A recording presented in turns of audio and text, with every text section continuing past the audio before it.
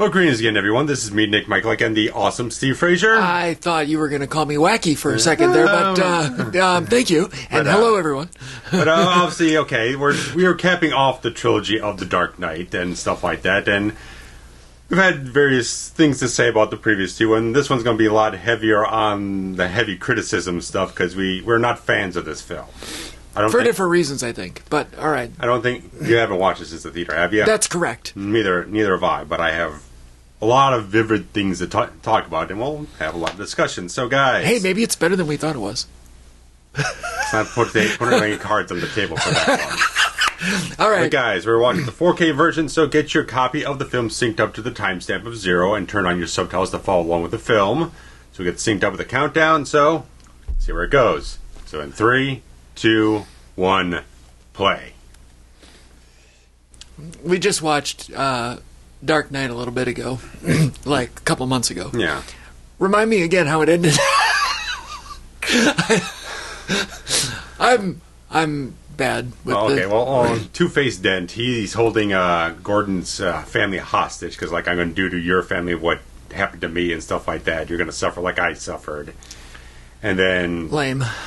Batman interjects, and he accidentally knocks Dent off the high-rise stuff, or cases, and he gets killed. Right, Dent is dead. Dent is dead through accidental means and whatnot, and then it's like, okay, Dent's such this, like, bright beacon for the city. He was, like, the movement for change to get everything to where Bruce kind of was hoping the change would go to, so we can't tarnish his legacy with all the murders and stuff he did as Two-Face, so we're going to cover everything up, pin it on the Joker, and we're going to just have it where, like, okay, Batman's this dark protector. He's the Dark Knight. He's the one. He's not the hero we deserve, but he's the one we need right now. And they kind of left off to a certain way where I thought this film would go off in many different directions than it actually did.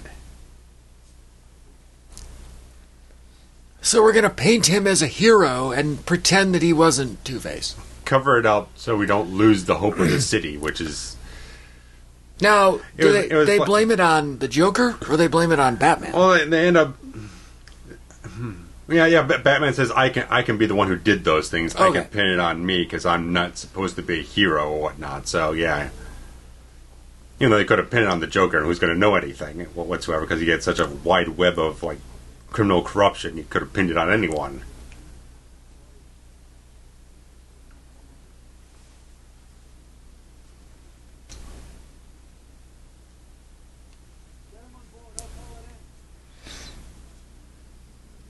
We missed the 10-year anniversary for this because we started recording things a little later on the start of the trilogy. But technically, as we're recording this is about the 30-year anniversary of the original Nightfall storyline that Bane pretty much made his main appearance in, debut in, and everything.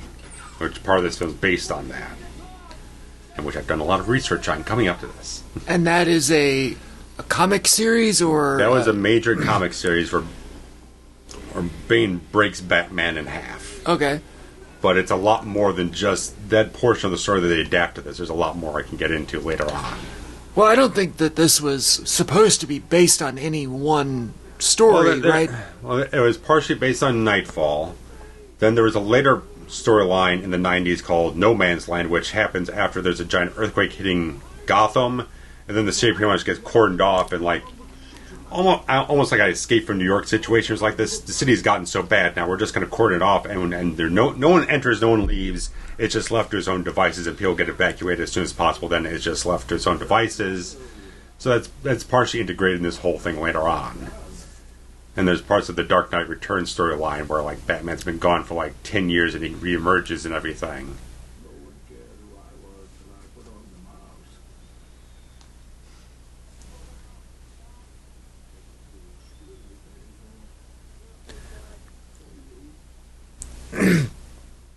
I remember because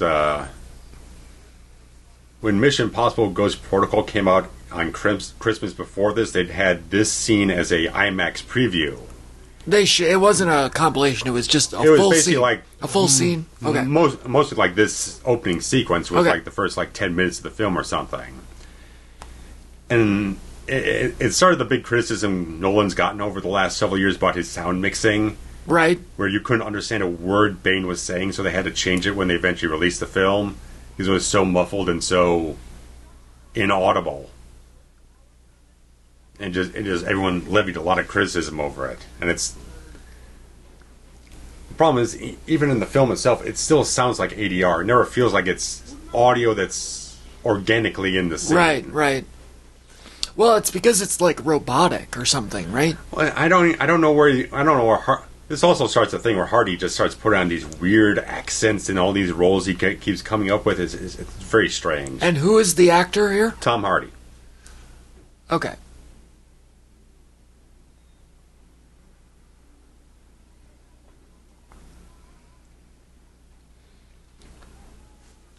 So I mean, this is a kind of a cool. Oh yeah, I mean, James Bond-esque kind of opening.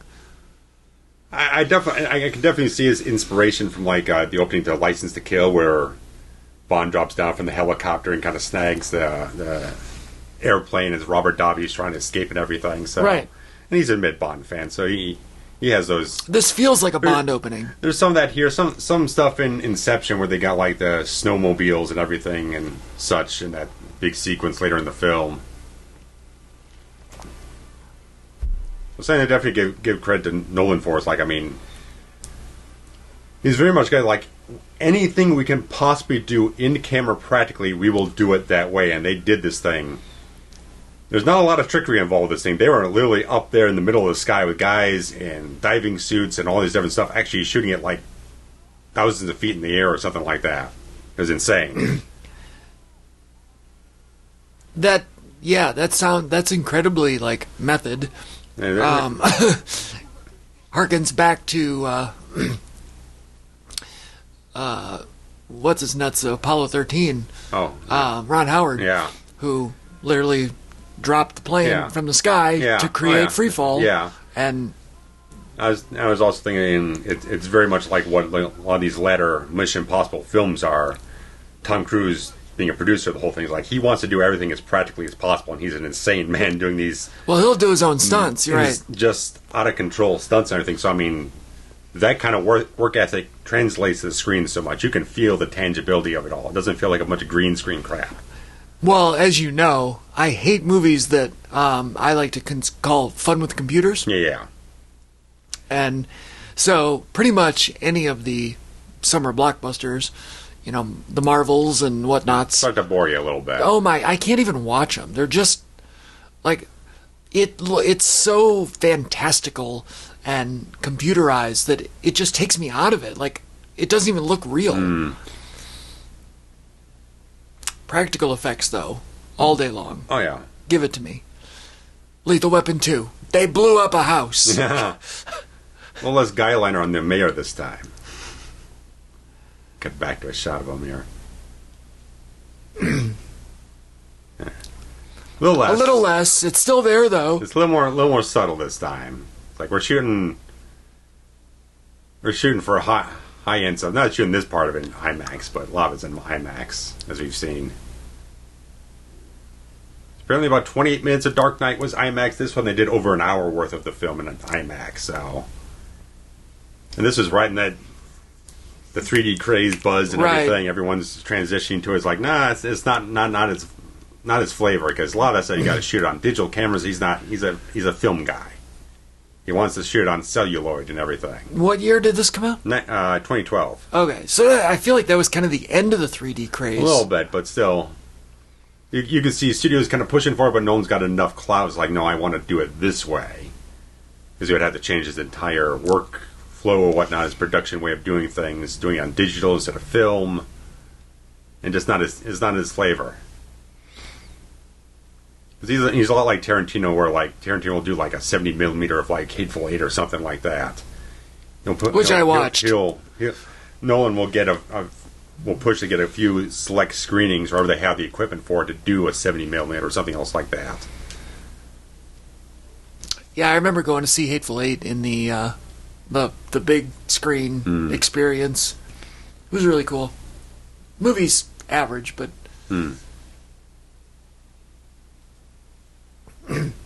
it was, around this time that James Cameron claimed famously dare I say infamously, that he would quote, "Never make a movie again that wasn't in 3D." I believe him. And I'm like, come on. And then the 3D craze died, in the early teens. Right. And now he's back with Avatar 2. Which has already made like $1.5 billion, so... And it was in 3D. Yeah, so I thought for sure... The man has a magic. There's no logic you can apply to it. It's just going to happen. I thought for sure that we'd be, a decade removed from 3D, so maybe this one, he would recant his previous statements, but nope. No. And now we're in for a few more, so whatever.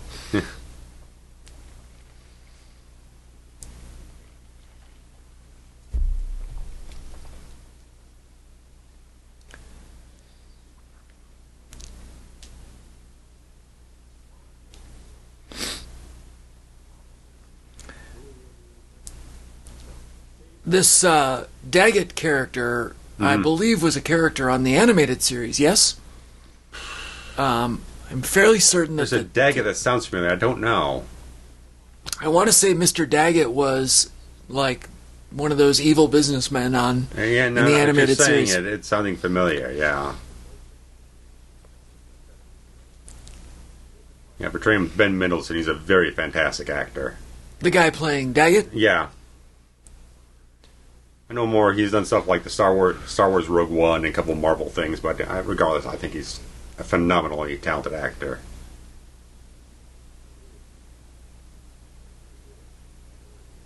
Does he look like the same actor? Yeah, bad casting.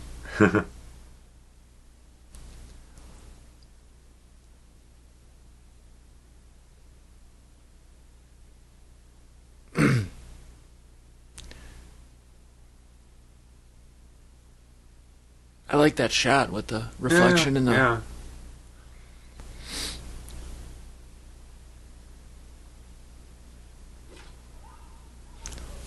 Where do you stand on old Anne Hathaway here?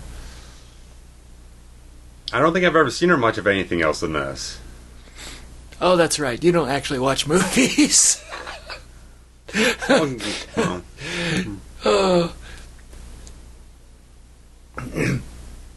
She's a very polarizing character, I guess, in the film community. A lot of people think she's a little over the top and a little too Broadway. I personally find her a delight. She ended up winning an Oscar for Les Mis. Okay. Which, that film version, way better, in my opinion, than the stage play. Okay. Did not enjoy Les Mis on the stage.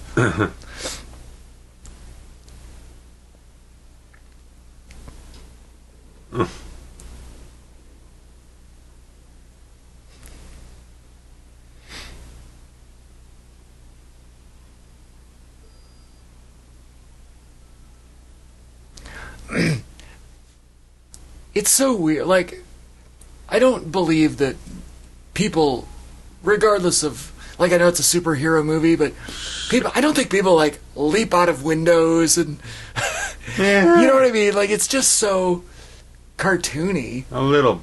Yeah, like, in a film that's supposed to be portrayed as serious and heavy, like, things like jumping backwards out of windows makes me go, oh, really? Yeah. Or at least a second-story window or something, you know?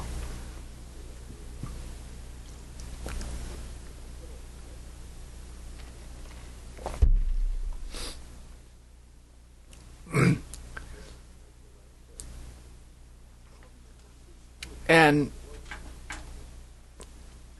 are we to believe that he's kind of a recluse at this point? Well, the whole story ends up being that after the events of the previous film, he just stopped being Batman. Oh, okay. He just...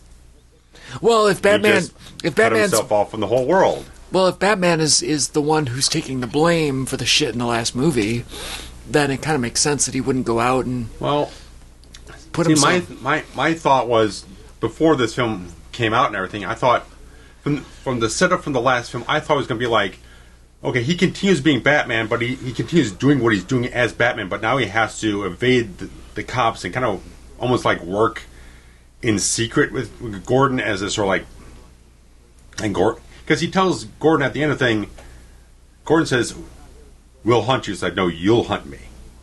As if we're going to work in a way was like, as if Gordon's going to orchestrate the way of hunting him, but we're not actually going to go as far as like a full-on manhunt type of thing. It's sort of a thing I felt like it'd be like a sleight of hand type of thing between the two of them, but they'll still have the facade of everything that Batman's to blame, but Batman will still be out there doing what he does to keep the city safe because he doesn't need the glory for it. But if he's out there doing it, wouldn't the public perception be, why aren't we arresting him and like going after him? Yeah, well, I just felt the last thing on my mind was Batman quits because Batman is just not the character who gives up on anything. That part is not on brand for Batman. You're right. Absolutely not. Because my thought was like, okay, well, we had different themes for each one of the films. The first one was fear as the overarching thematic material. The second one was the escalation part of things. I thought this one would be more like redemption. But this one doesn't really end up really having a theme to it to a degree. I think Nolan said, like, okay, the theme is pain. And it doesn't feel quite as of a tangible type of thing. That's a starting point of a thought. It doesn't feel like an overarching thing to really explain the film in a certain way. Right. I thought it was like, okay, redemption seems like a logical point to go for. Okay, Batman takes the blame, but if you get to a certain point where he has to face a certain adversary and kind of prove that he's good, that he is the real right. thing, that all that stuff was kind of a smokescreen or something. I was like, they come back on the other end of things better, so...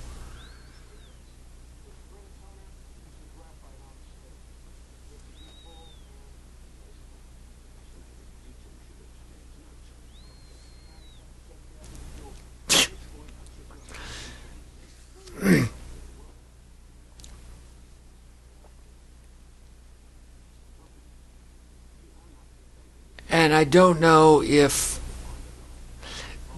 Do you think that this one falls victim to the sequel problem where we have to introduce too many additional characters? Because, well, we have Bane and we have Selina Kyle, but we also have... I guess... Beyond Bane, there's some more shit later on. Some stuff. Because it expands in the League of Shadows and everything. Right, and that whole stuff. Right, with the Ra's al Ghul link. Yeah. Later on. And Marion Cotillard's character is actually his daughter and stuff like that. We don't find out until like the last 20 minutes of the movie or something. But...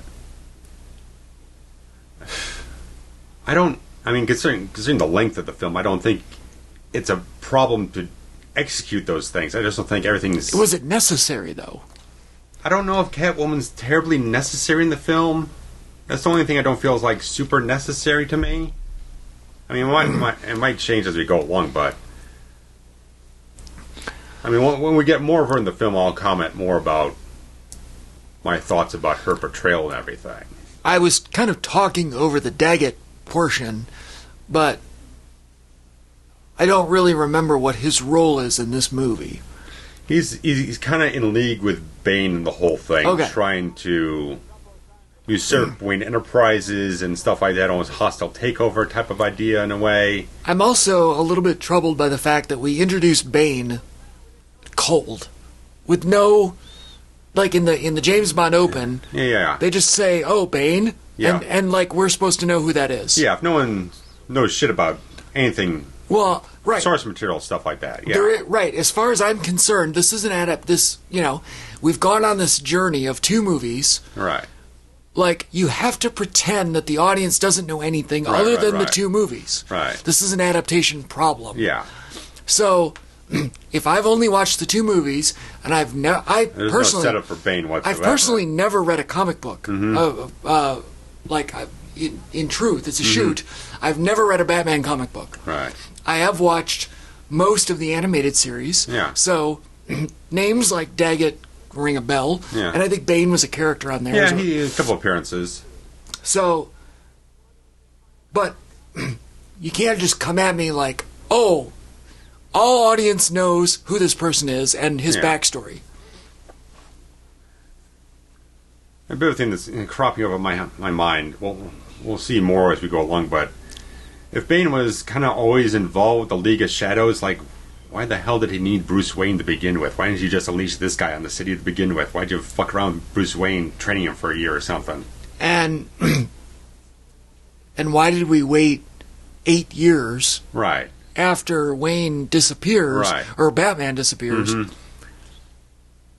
Yeah, so...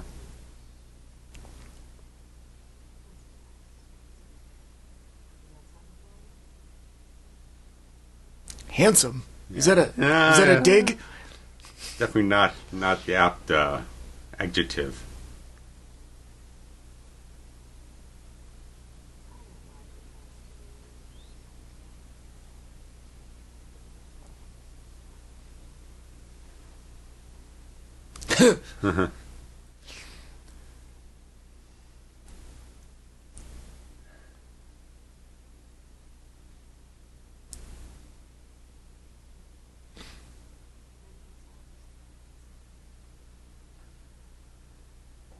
Okay, it looks like he's gotten the Courtney Cox facelift.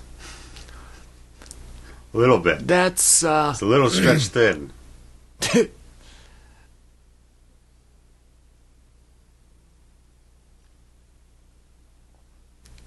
The Courtney Cox facelift is a great description.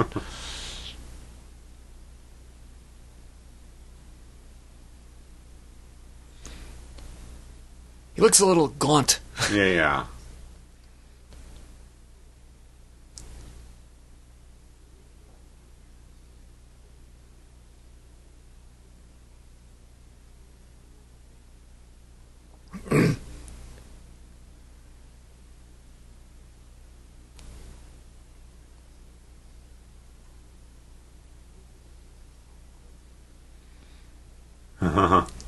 Good trip.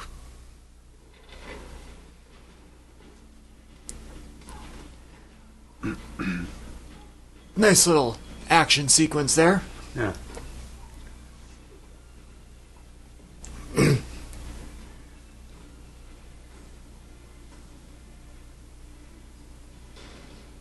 Oh.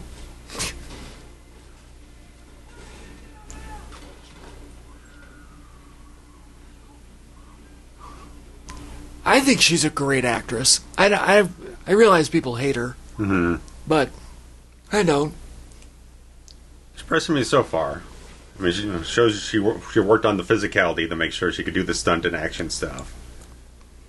I think so far it's well written. I think I'm probably going to think that only my problem is the relationship between her and Batman doesn't quite have the spark it should. Well, they end up together, right? Yeah, kind of. Yeah, but there isn't that. Like, there's always been that kind of wink and understanding that they each know who the other was, right? Well, it's just more when you look back at the other ones, like Keaton and Pfeiffer, and then you look at Adam West and whichever one, Mayweather or Kurt Kidd or Newmar or whatnot, and then Christine Pattinson and Zoe Kravitz. I think there's always that bit of that kind of sexual playfulness. So there's certain. There's that certain sensibility is like, oh, they could be together, but there's always this sort of ethical morality sort of hurdle that Batman and Catwoman can't quite leap over to kind of meet on the other side of. They've always got this slight barrier that kind of keeps them just a little bit apart, but creates all that wonderful tension to play off of. Well, then again, if we're using my logic from the previous comments, since this is the first time she's ever come up, there's no source material. You know what I mean? Like, if you're a blank slate and you're not using any reference, then it doesn't really matter. Sure, yeah. Only what's presented here is the relationship. Yeah. And that's, I try to look at things in that lens, which I know that we are never ever going to cover the remake of Nightmare on Elm Street. However, when that movie came out, I was open to the idea of a reimagining. Yes. Because I was able to say, okay, Surprise me. You've got the characters, tell me a story. Mm-hmm. But they relied so much on the original it was just that it didn't work. Because, like, new ideas they had just kind of fizzled out. It's like, you didn't commit to things, and you can kind of half-hearted it and rely on the style more. You can't tell me that the previous source material doesn't exist and then use it as a reference. Right. That's a lot of remake problems when they want to do fan servicey things. Correct. And callbacks and everything. And I guess that's my logic here is, like, at no point do they ever, I don't think, in either of the first two films, really ever, like, try to service the community that has read hundreds of comics and, you know.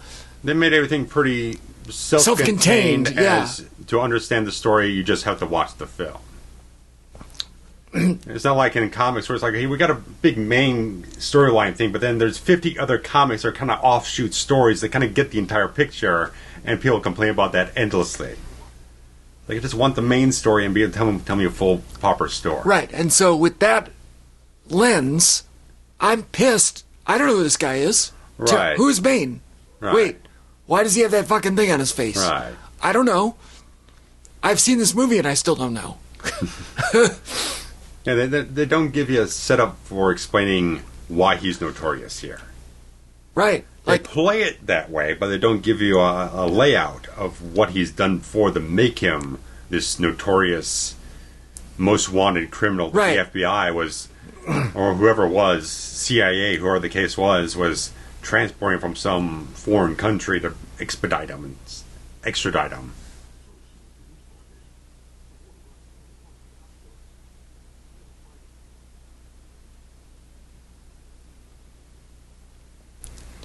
The curious thing that they changed with Bane, just in terms of like why, because in this one he's wearing the mask because he's got some kind of like respirator thing that helps with some kind of pain management type of thing. But in the comics, he has this chemical, it's like this mega steroid thing called Venom that jacks him up to these insane proportions that he eventually gets addicted to, which makes him so strong that he can actually defeat and destroy Batman. That is the story or the premise, I guess, that was used in the Schwarzenegger film, right? Yeah, that version was, that basic outlined the character. Right. He had that thing into him and stuff like that. Right, it was a steroid kind of thing that made him bigger and invincible. Yeah. Whereas we don't know what it is with this one. I was going to say explain it a little bit in context. And eventually, I think they do get to like flashback sequences, but it's kind of scattered out here.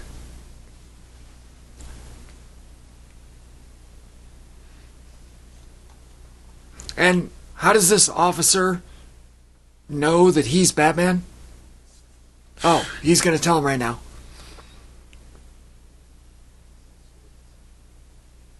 And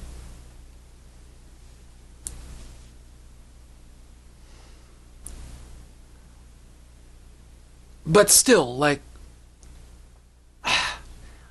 we live in a world, even when this movie came out, that was 24-hour news cycle, social media. Right. Like, now I realize social media might not be presented as a thing in this movie. However, if you live in Gotham City, and there is this mystery surrounding Batman, and Batman has taken the blame now for all of these evil things, don't you think that someone would have taken the time to investigate who he actually was? Right. And literally, a Gotham police officer knows and hasn't said anything? Right. It's a little... It's thin. Yeah. Now, granted, he has this lens of, Batman saved me or helped me or whatever, so maybe I don't want to put him in jail. Yeah. But just the fact that he's the only one. Gordon hasn't figured it out. So how's Gordon not figured it out? I thought Gordon did know at this point. We'll say. I think they kind of dance around. I don't think they like put a stamp on it. Kind of in the way that he and Catwoman usually do Yeah. in the other adaptations. Kind of a little bit. It's like we've never said the words, Yeah. but we both know. Mm-hmm.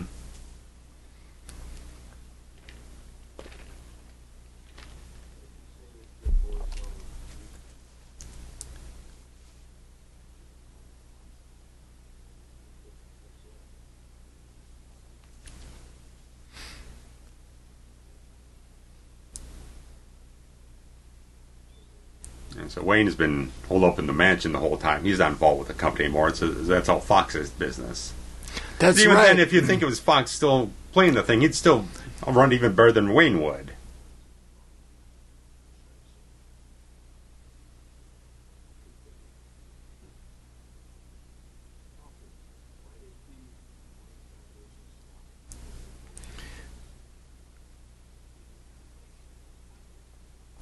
Don't you think that Wayne would keep up with the business? Well, it was like Fox was made chairman of the board back in the first film, took over from Rutger Hauer. It's like I just said, Wayne was not really that involved with the business in the previous film. He was just kind of there, more like looking into industrial espionage stuff. He's more kind of like using it as like an offshoot type of thing to investigate other criminal aspects and stuff like that. Fox has really run the business. So I really couldn't see Fox letting things slip and fall off and turn into a ruin or whatnot. It just doesn't seem like that. Well, right, because even like in the first in Begins, he goes away. Like he doesn't even. Is he doing this?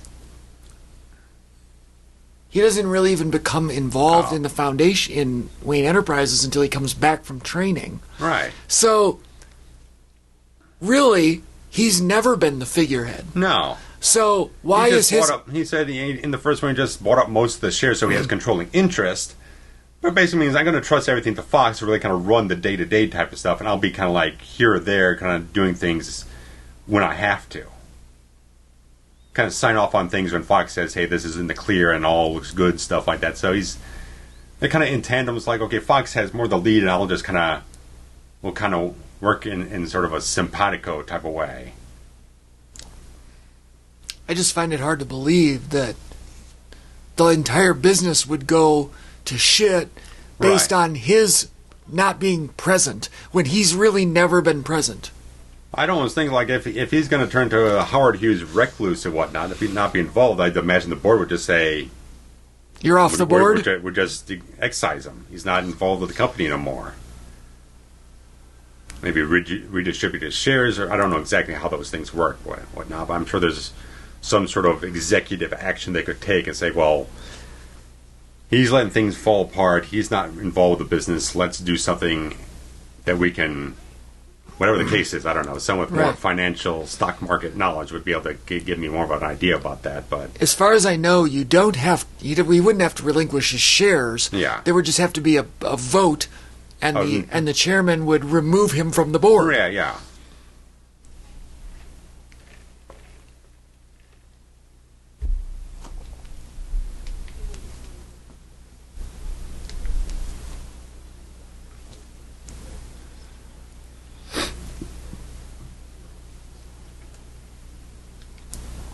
Similar to Batman Returns, where he shows up the masquerade ball not wearing a mask.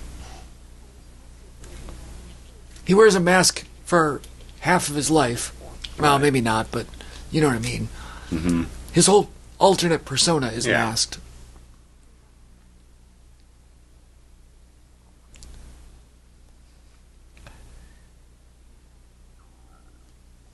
I feel like Nolan tries to be too sophisticated. A little bit. And tries to incorporate a little too much drama. And he doesn't handle humor very well either. I mean, he's got there's a couple of lines in the previous two films, like in Begins when the cops are chasing the Batmobile, and they got some slightly cheesy lines like "I'm coming up on his butt," or like "I got hit by a giant tank" or something like that. It's a little too. It sounds too cheesy. you can't really do humor very well, or whoever he's writing those scenes with isn't really apt at very clever humor in that regard, or something that kind of works off with the rest of the tone that he's going for. It feels too summer popcorn movie in a way. It feels almost like a Michael Bay film takes over for 2 seconds.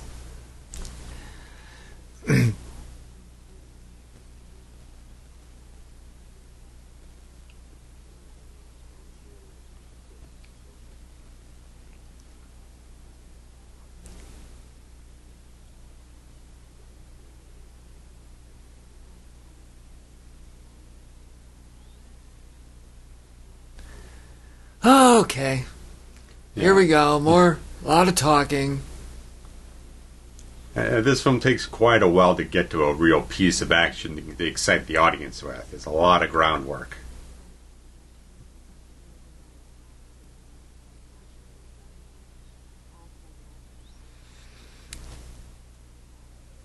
Do these masks on the other folks really hide their identities? It's not the best masquerade ball. No. I mean, that guy's just holding a second like mask. Eyes Wide Shut without the sex. Right, and what good is that? Yeah, what good is that? You either need sex or... you need masks and sex, or just sex and no masks. That would be exciting. Just better masks. Or better masks would be fine.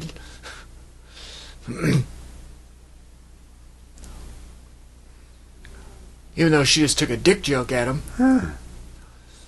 You're right, though. He doesn't really...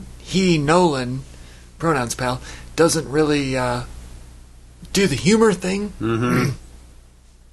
Like Memento had some stuff in it that was humorous. It's been a while since I watched it. Just, I guess because it's like self-deprecating in his memory and trying to remember. That it was amusing. I really like Guy Pearce. He's a very sharp actor. Yes. He can hit those beats real well. Guy Pearce is really good. Oh, yeah. If anyone listening to this has not recently watched LA Confidential, please pull it up immediately. I thought for sure. It was probably my favorite movie of '97 until I saw Titanic. Still going with the the Illinois-esque license plates. It's on the Lamborghini. Right. Well, they started with that one, so they have to... Well, nice continuity, even though they shifted. Yeah. I think they did like a week or two shooting in Chicago for certain things. Maybe just like establishing shots or some B-roll. I mean, I think that's... That was not Chicago. I don't know.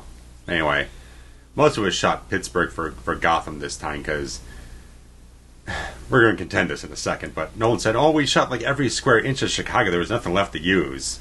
Well, that's not true. They shot like a 1 mile radius. Right. Chicago. It's a lot more. You didn't go outside like freaking from like Wacker to freaking Wells to like freaking State Street. That's about all you went. Yeah.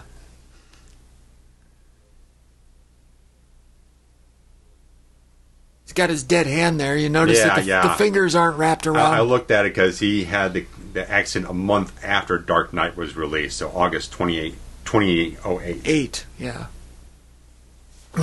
Yeah, you'll notice that his fingers aren't wrapped. Like one hand is curled. Yeah. The hand, I think it's the right one. I think it's the one that's in his pocket right now. Yeah, he's trying to keep it away from trying to block it so it's maybe it is the other one. Utilized. Maybe it is the left one, actually. There was I think it was like an AFI thing where he came up on stage with a black glove. Oh, he's always got a black glove on. Oh yeah, I'm just saying that would...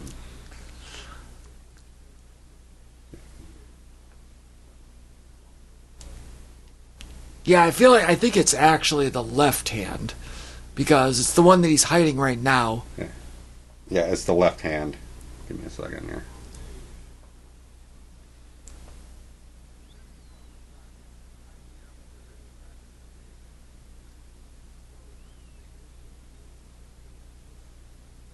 Yeah, you can see it's his left hand. Oh yeah, we're looking at a photo. We'll have to post this photo. It's a clip from an AFI thing. It'll come up if you put right away when you look at YouTube.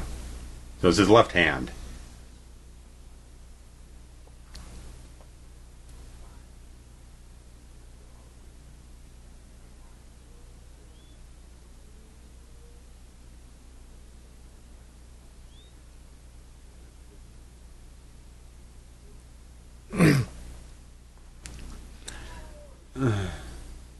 So now he's also acting like Q in the Bond films. Yeah.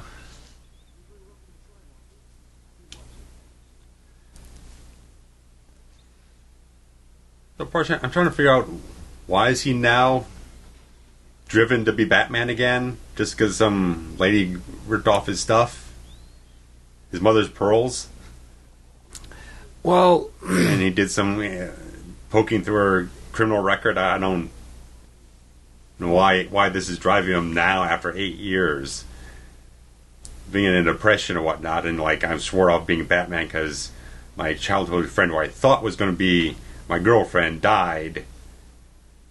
It just seems disproportionate. What's the driving mechanism? The inciting incident or whatever, yeah. It seems underwhelming. He hasn't uncovered a larger conspiracy yet.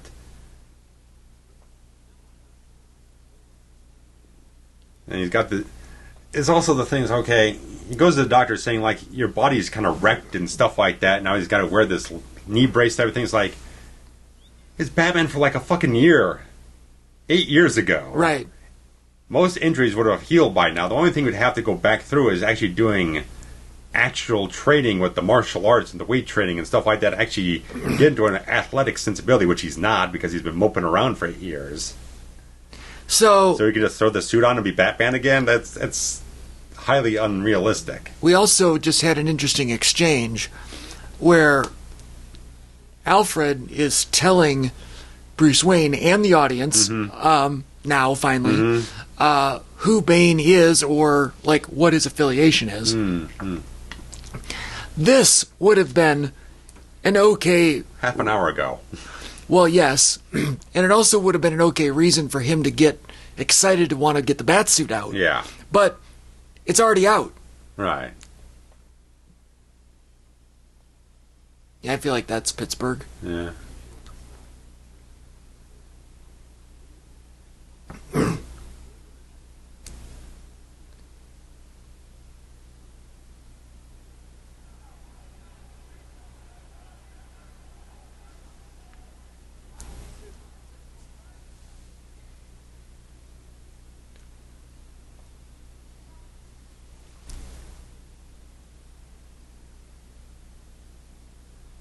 Mark Wahlberg? It looks like Donnie. Donnie. Well, yeah, it does, yeah. Jigsaw's done with him by now. He can move on. Sure.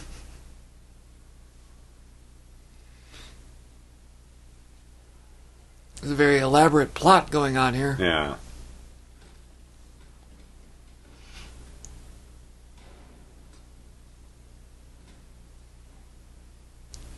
And again, what's with the thing on the face? Explain it to me. Nobody has yet. You know, all they hint at is, like, at the beginning of things, like, okay, if I take out the mask, would it be painful? It's like, it would be, but it would be for you, so it still doesn't set up anything, really.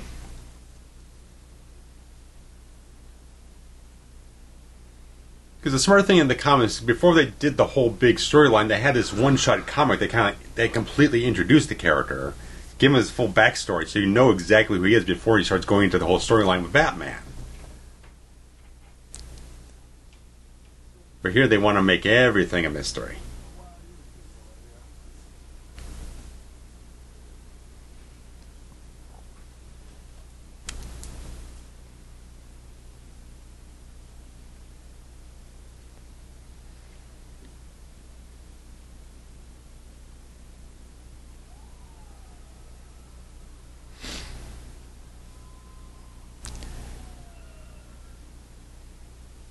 It's a good-looking exterior, though. I mean, they found a good building, whatever this building is. Yeah.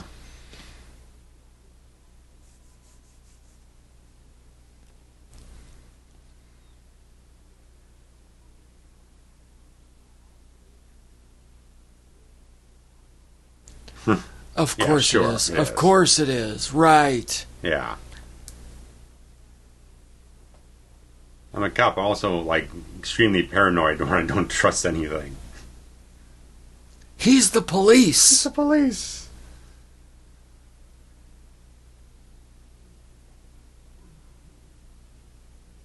You're right. It does. Everything sounds like ADR. Yeah, it's... I don't understand why it has to be, because you got to wear this damn contraption the whole damn time. But people can... These days, sound engineers are so good that you can barely ever tell when there's ADR done. Well, right, and this sounds so fake. Yeah.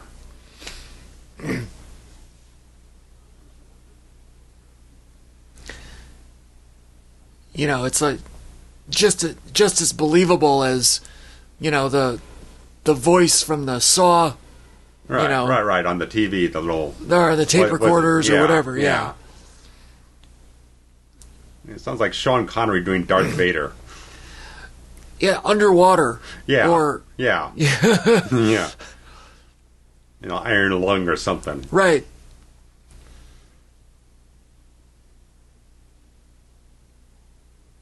Very colorful outfits on those folks.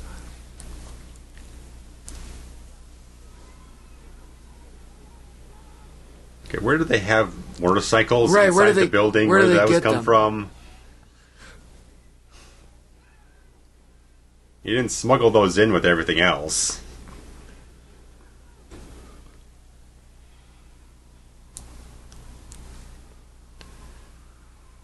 Yeah, that doesn't make a lot of sense. Hmm.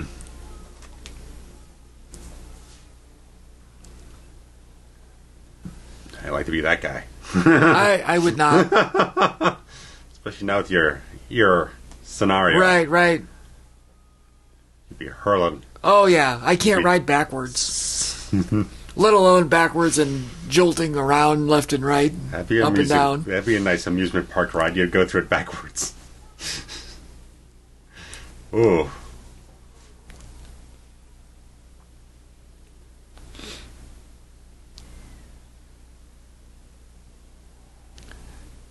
It's kind of a cool visual. Yeah. I like that guy. I don't remember what his name is, but he's in a bunch of shit. No.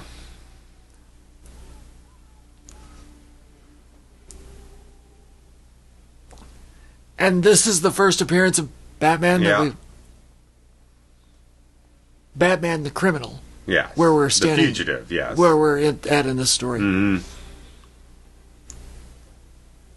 Yeah, I guess fugitive's a better word.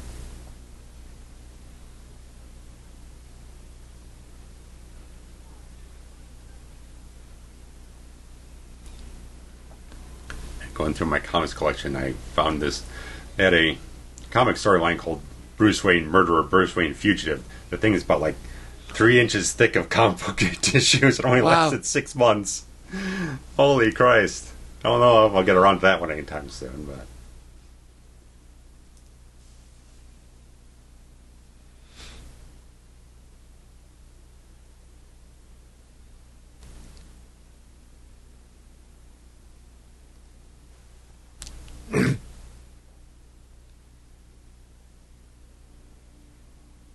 Yeah, I wasn't going to get through the Nightfall storyline. It's 1,900 pages long. That's a lot. It's a lot. Well, at least it's comic book, so it's not... Not as many words, but it's a lot of stuff. It's like, it's in like 3 different... They have 3 different parts of the whole thing.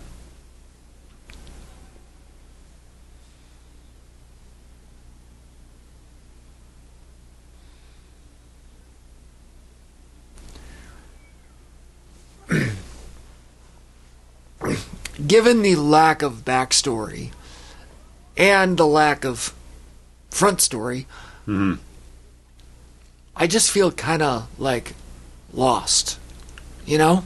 I get you. Like, why do I care about any of this? Right.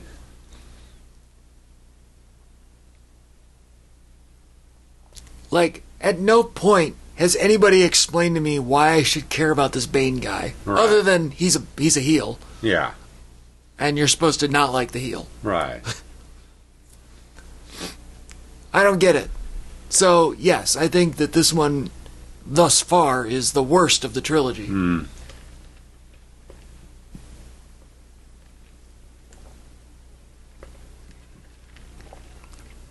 Dark Knight does have some flaws, but at least it opens with great character development. And also, at the end of Batman Begins, they set up the Joker. Right. And then they follow up on it. And they say, hey, Correct. this guy's at it again. Right. It would have been nice Set up payoff. I do recall a lot of chatter right after Dark Knight of who was going to be the villains in this one. Right. And I thought there was talk of the Riddler.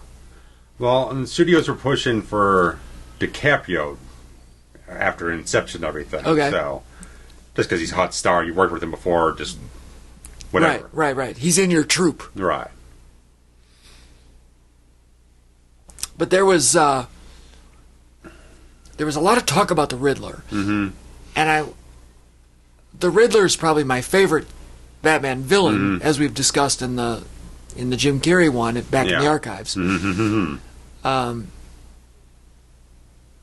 So I was really excited to see, Schumacher was so, and I don't know if Schumacher wrote those movies, I don't recall. I don't think so, no. No, he didn't write anything. But those movies were so over-the-top cartoony that I thought, ooh, a serious take on the Riddler would be... cerebral right, character this could be fantastic. And then, I don't know if it was just fan conjecture online or a wish list or whatever, but Eddie Murphy's name came up. And I was like, if Christopher Nolan is directing Eddie Murphy as the Riddler, I mean, take all my money. Like, they could spin off and have as many movies as you want. I will go front row for all of them. I don't know. I don't remember exactly what chatter, but Michael Caine kept doing interviews and not really knowing anything, but kept kind of feeding into this, that, and the other thing, saying, "Oh, we're going to be doing this, we're going to be doing that," and stuff like that. He didn't, random ideas no one might have been thrown around or something like that. I don't know. He was just and maybe saying that's a bunch of unconfirmed stuff that just riled everyone up in the wrong ways. Maybe that's where the Riddler thing came from.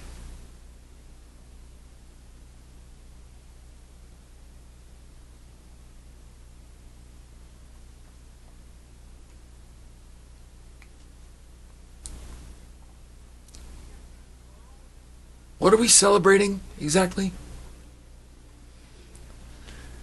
The fact that we've captured Batman? Or... No. Because again, he's in league with Bane. I think the whole thing was they were somehow uploading or downloading something from the stock market to gain control over the Wayne. Oh, finance. the money, right? Yeah, something along those lines. Something along with the taking control of Wayne Enterprises, so they can cripple the city. But isn't the premise that Wayne Enterprises isn't doing that great? So what are you really gaining? Yeah, I don't know.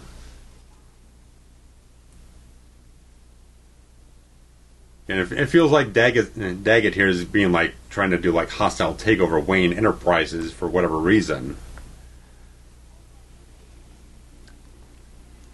It would be nice if there was a news coverage about it or something, or Fox talked about it in some way. It's the only thing you really went to Fox to talk about was getting all the gear for the Batman new toys, right? Yeah.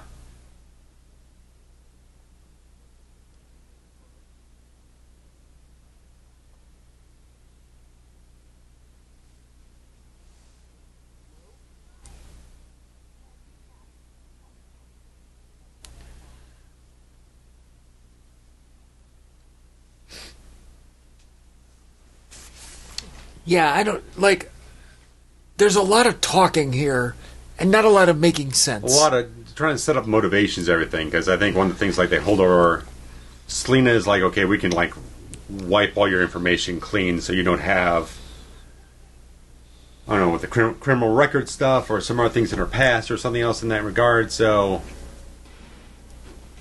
and she wants to wipe her own record clean. Is that? I think so. I don't know. It's vague.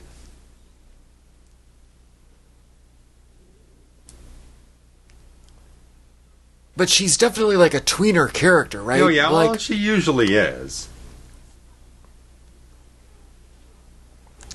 She'll kind of pivot back and forth here or there depending on what her objectives are, what her interests are. Her interests are usually her. Yeah. So if that means being the good guy or the bad guy. Right.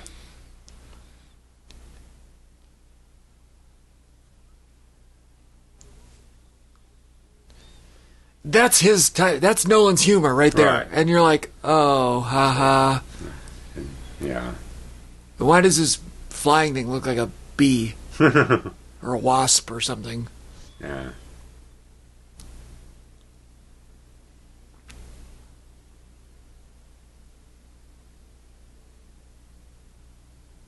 That feels like Chicago. But maybe it isn't. I don't know. I don't know.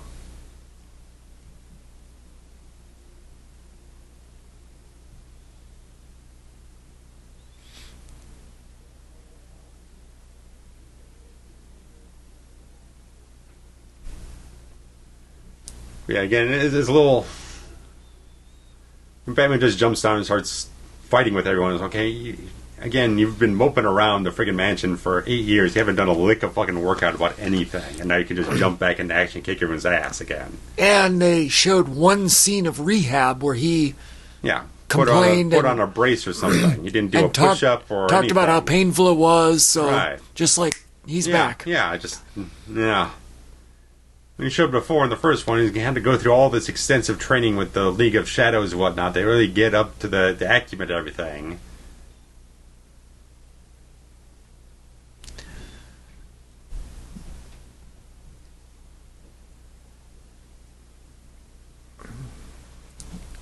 So she admitted to selling the fingerprints. Mm-hmm. All right.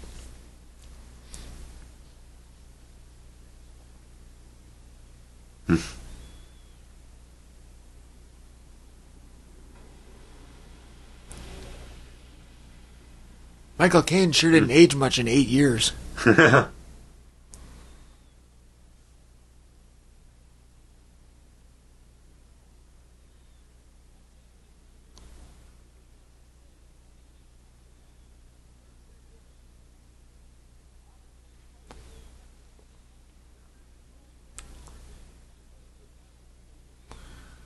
Yeah, like they're going to take anything from him knowing that he's a fugitive. They're not interested in anything he grabbed. They probably think he planned it to begin with. Right, exactly. They don't trust him.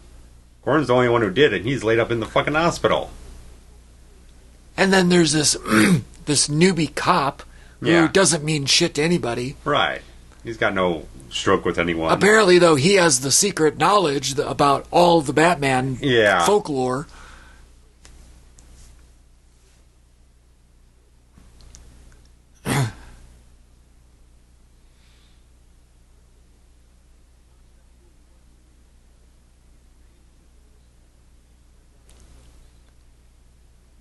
They've really done a lot of backhanded explanation. Yeah.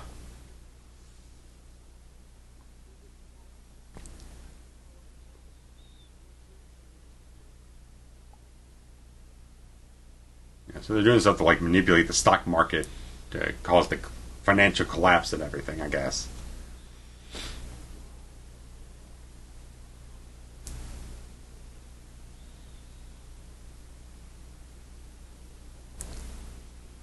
I do like that Bale has gone through another physical transformation. He looks a lot more, not just leaner. He has that worn look on his face. He does look. Whatever he's done, he does make himself look like he's been through 8 years, right, of like emotional turmoil.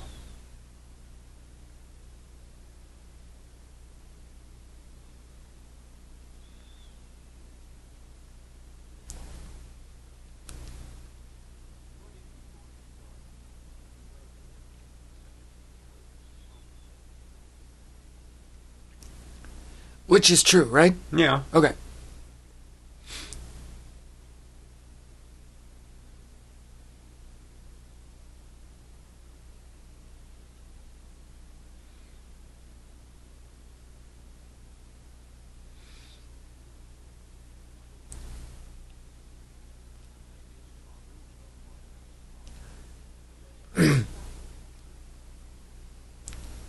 I think this is a pretty good scene.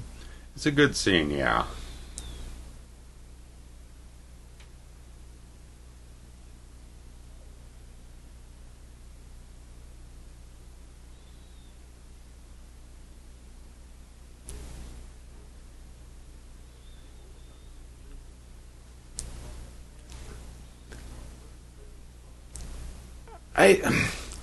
Can we just... I mean, yes, I get it.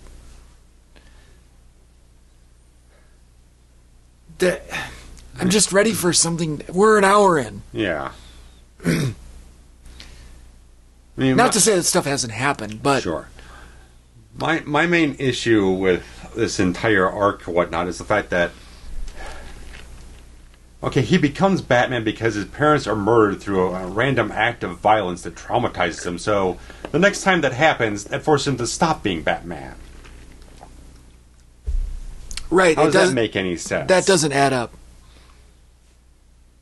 Because in the source material, the comics and whatnot, Batman has been through losing people all over the place.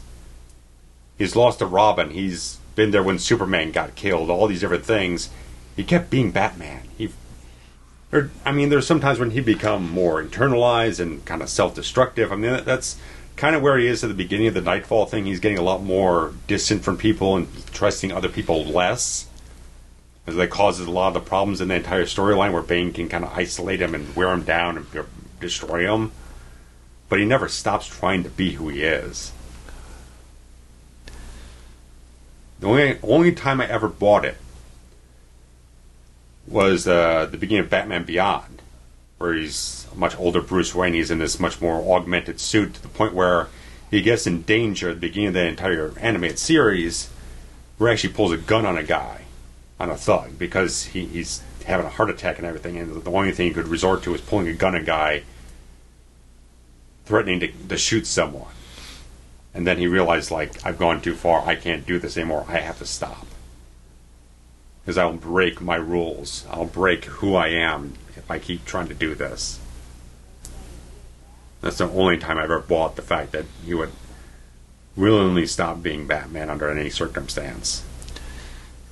Yeah, this doesn't seem like the kind of circumstance that would lead to that, you know. Right. The means that don't justify the ends. Yeah, I mean, because it's this thing I've been kind of hitting on, at least from the last film, that they never really dug deep into like the psychological compulsion that Bruce Wayne usually has being Batman. Because he's constantly in this state of mind. It's like, okay, I'm just trying to get to a point where I can just stop being it. Right. It's like I'm not necessary anymore. I'll just stop doing it, and that just never felt honest with who the character has always been portrayed as.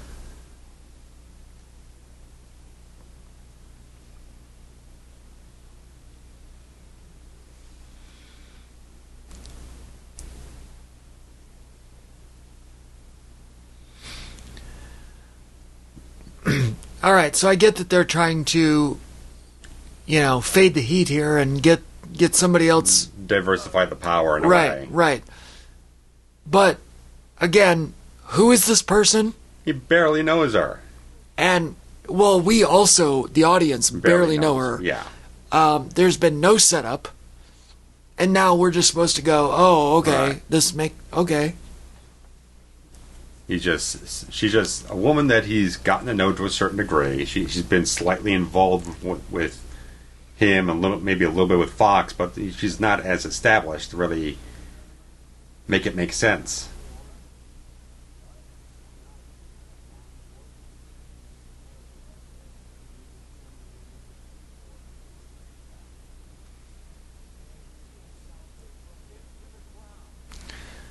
Well,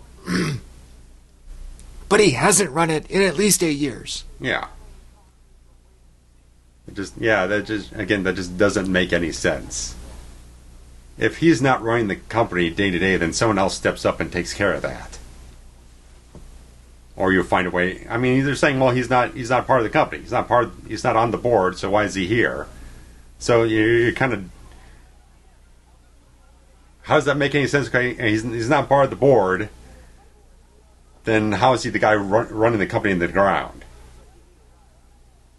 He's not the CEO. And also, like, if the whole point of that was to go, oh, this guy is an idiot, let's get somebody who isn't. Yeah, this guy is incompetent or whatnot. There's voter no confidence on this guy. But that's irrelevant because he hasn't been a board member in how many years? Right. So that's clearly what Mendelsohn's character said. Daggett said he's not a board member.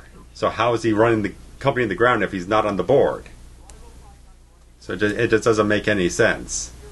Unless he's talking more figuratively, but still, it wouldn't make any sense one way or another. Okay, if he's technically on the board, you could kick him off the board. Right.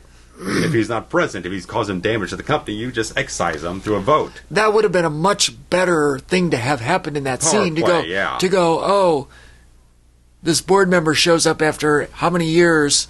Trying to flex. Right, and yeah, how about we vote him out right now? Yeah. Which would have then, could have then spread his power. Yeah. Maybe not the shares, but his, voting or whatever. Tip the scales a little bit forward. Right, towards Daggett. her or the girl that they're... one way or another. Right. Or she's taken his spot. Right. Something. Right. At least there needs to be more corporate machinations, more political things going on in that regard.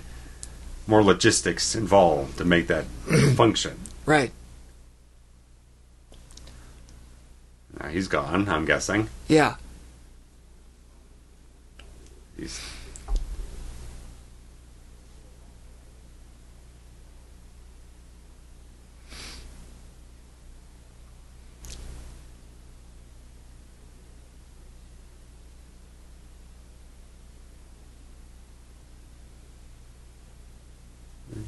No, that wasn't.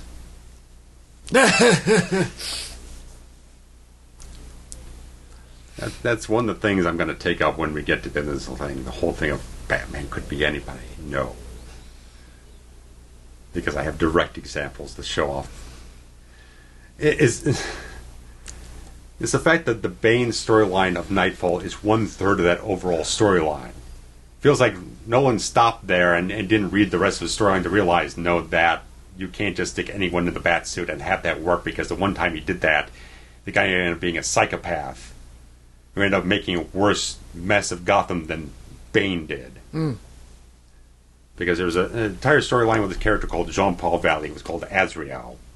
It was like brainwashed in this sort of like religious sect or whatnot to be this warrior soldier type of guy, and it was all completely mentally imbalanced, but Bruce thought he could kind of coach the guy and train him and make him kind of like almost a successor in a certain way, but once Bruce's back gets broken and everything, he gives the mantle of Batman over to this guy, but he becomes so violent and so deadly that he does stop Bane, but then he ravages the city, starting killing people all over the place and throwing everything into a chaos and upheaval. That's like half the story of the whole thing is Bruce having this arc going from this kind of like isolated, more self-destructive, internalized style and forging himself into becoming a better Batman at the end of it, showing what a destructive mindset gets to when you have this guy run loose on the city, terrorizing it as Batman.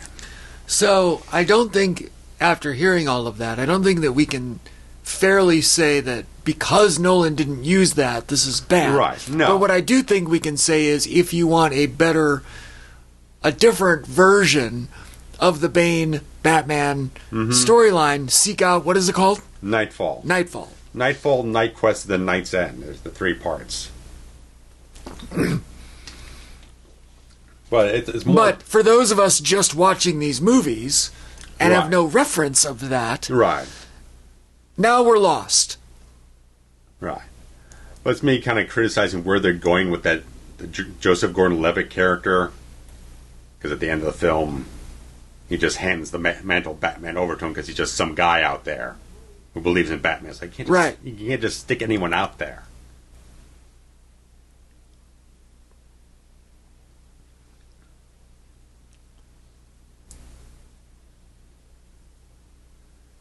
You know, it's like, okay, Batman is a symbol. He could be anybody. Well, that was never the thing he was talking about in the first film. He was trying to motivate people into taking action and stuff like that. I mean, Batman was not supposed to be like anyone could just read into him being them. It's like that's never been Batman. Right. It was such a personal journey that it was to rattle the cages, shake people into action, show them that there is a way to turn your city around. That's what his intentions were with Batman. Now they're trying to skew that to kind of fit the narrative they want to have for the end of the film here, with Gordon-Levitt's character. Right. Which is fine. on its own in a vacuum, but like we haven't been portraying it as such for the first two movies. Right? So. No. Again, they're I kind of read a little Scream 3 in this whole thing where it's like, okay, we're going to introduce a bunch of right-con stuff that kind of changes the meaning of everything you had before, and it's not going to come together as good of a story because you didn't take the time to set it up before. You just kind of came up with it after you made the second film and changed your mind about half the things. Also, Halloween Ends. No, well, fuck that.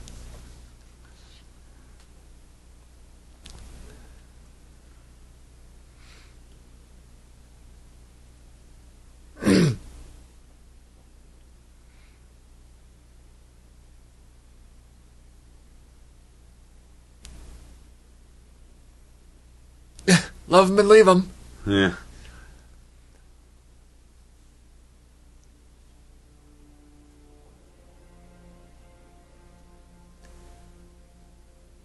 See, now they finally got a bridge in the city now. Right. After such a big thing in the last movie. Right, because it was like an island, right? Or yeah, some it's shit. supposed to be. At least this one they show a coastline or something. Pittsburgh does have a number of bridges, I believe. Yeah. Well, it's a lot of tunnels, too, though. Yeah, so that fits the narrative they had before. And of course, this one when they isolate the city and everything. So for just over the freaking Chicago River, which wasn't even a quarter-mile bridge. It's like a tenth of a mile. Yeah, it's like a city block. Yeah, if that, even that. If that, yeah.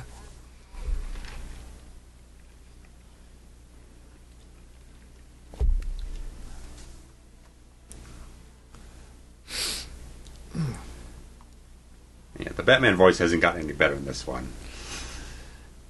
No. It's a battle of the two weird voices between him and Bane. Well, Bane is obviously worse. Yeah. This feels more like the first film. They're doing a little light and shadow kind of dodging and weaving theatrics type of thing. They didn't do that as much in the second one. Yeah, the second one was like a cinematic experience, and it was a little more. It wasn't as artsy. More, yeah.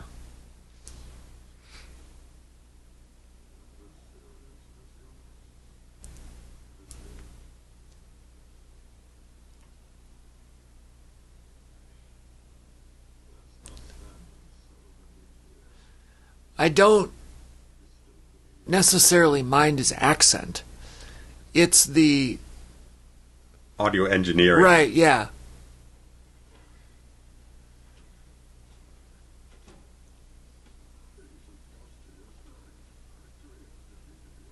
Yeah, you're right. The Sean Connery is in there.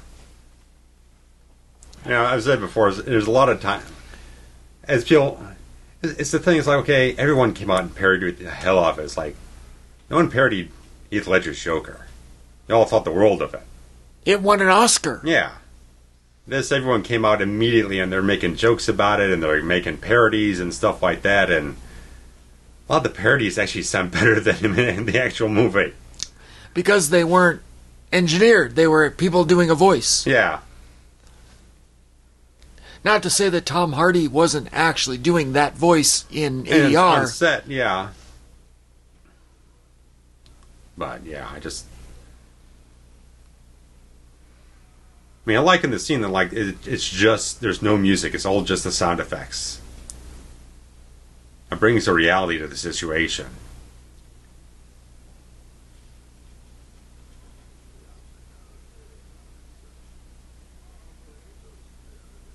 It doesn't even look like he's even talking. Right. His jaw's not moving or anything. His, you have muscles in your face that move. Your eyes move when you talk.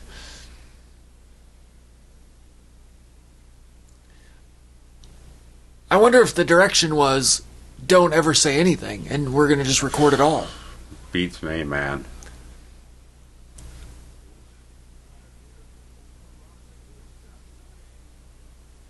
It just feels like a pantomime performance, yeah. It's like a foreign film or something with a dub. Right.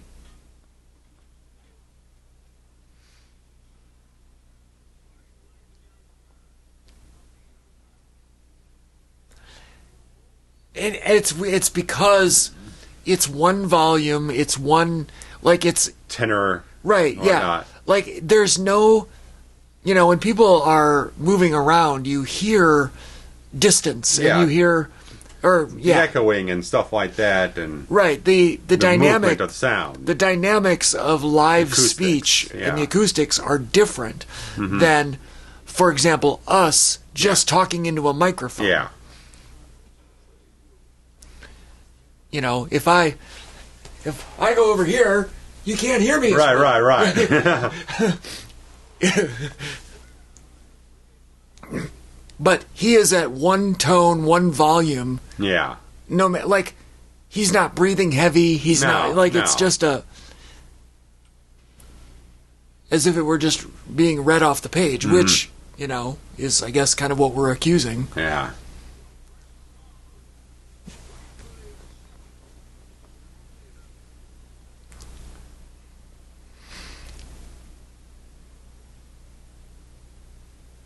So Fox did say that the armory was safe. Yeah. And the nuclear power thing was what he could get at and be destructive with. Right.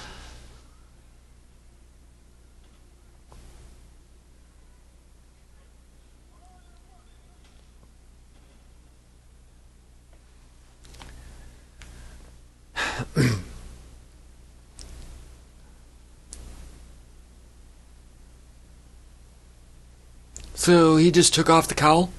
He took off the cowl and broke his spine.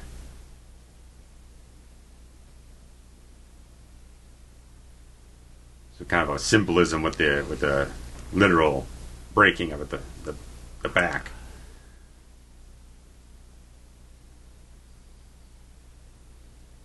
I mean, in a way, it's at least a similar sort of like progression getting up to the whole thing. I mean, despite the fact, this whole thing's like, he jumps back in the action as Batman, feels like he hasn't missed a step, but actually he's broken down and beaten up and stuff like that, and he can't go. Because in the original story, it's like, okay, Bane breaks everyone out of Arkham, Blackgate Prison, everything. He's dealing with the Joker and Two-Face and Scarecrow and Riddler, everyone. For weeks on end, running himself ragged, trying to round up everyone in the city, not taking a break, not taking a rest, anything like that. Running him down to the point where it's like, I've broken him physically and psychologically, now I just have to just end it. So at least in this way, they've kind of done a similar thing in the fact that, okay, well, he just physically deteriorated to the point where he really can't stand up to a guy like this. Maybe 8 years ago he would have had a chance, but at this point he can't. Right.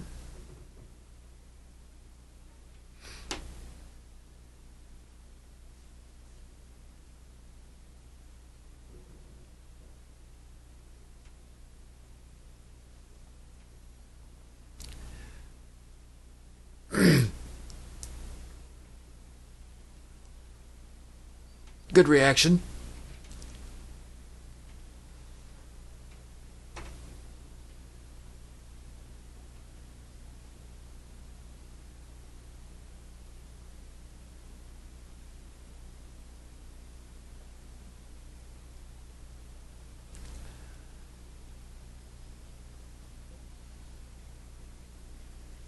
Man, I don't know. I don't know about all this. We're at, like, the halfway point. It is very... I guess the breaking of the back was the midpoint.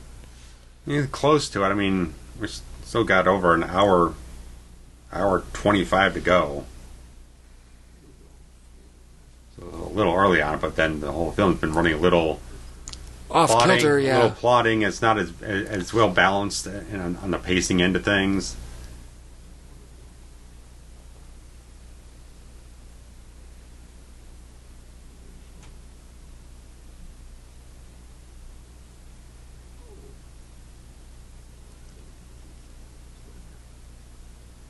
So they took him back to the original prison? I guess so. Where, like where he was in prison with Ra's al Ghul and all that? From the first one? No. This is someplace Bane was in prison. Oh, okay. So this isn't where he was in prison. Okay. Has he seen a medical professional regarding that broken back? No. You don't just, like, rehab a broken back. Right. I mean, in the comics, they had to use some kind of mysticism. Okay. Someone like a special superpower to kind of help heal them, but they still had to go through tons of training to get back up on the whole thing. To even have a chance to take down the imposter Batman. It wasn't like the lightning strike in Jason Lives that No, just not just brought back to normal. Just in a brought hot him back. Second, no.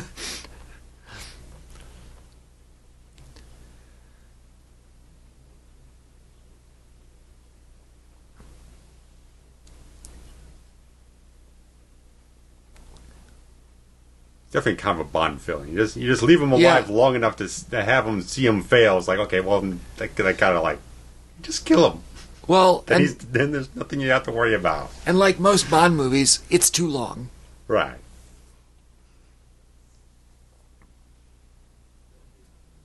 Well, they plan to kill him, but anyone leaves the room and just lets the trap do the thing. I was like, well, that's not going to do it. You have to watch the thing happen. Right, exactly. Goldfinger, you can't just leave the room and expect it to go down. You gotta just sit there and watch it through.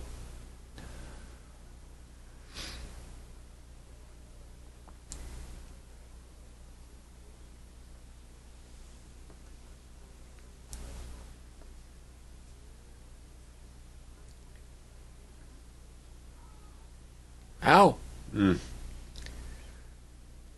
I don't think they would let her do that, but, whatever. Usually they'd be wouldn't just let her walk free ahead of them. Yeah.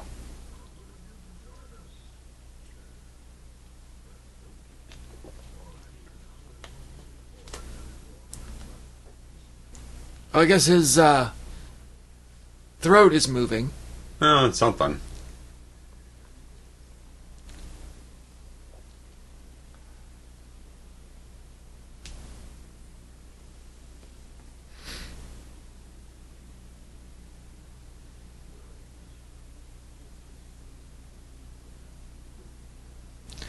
Oh, good. We've gone back to Commissioner Gordon, who hasn't been on screen in an hour.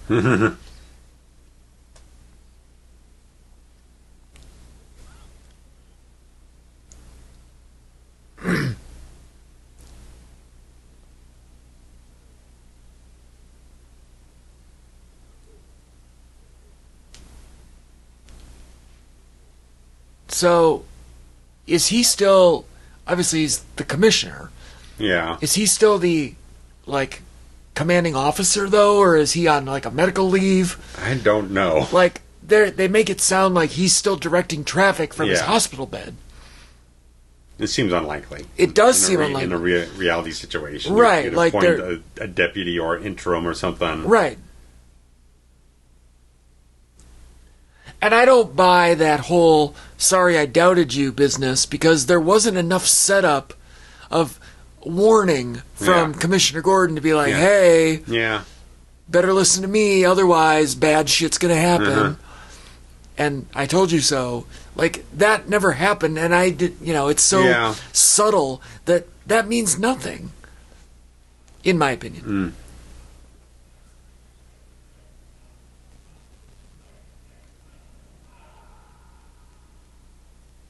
It's a fun game. Ow. Ah.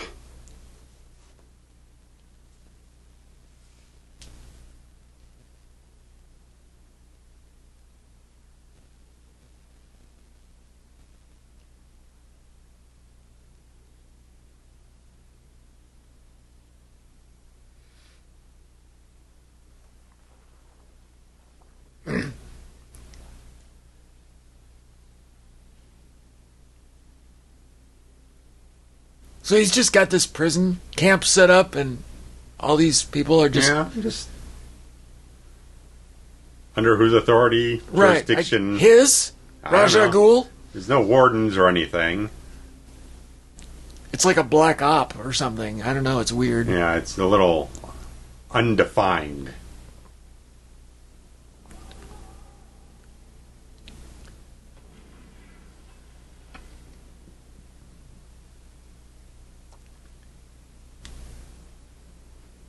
Really, you're sending every single officer. Well, I was gonna say, come on. Everyone.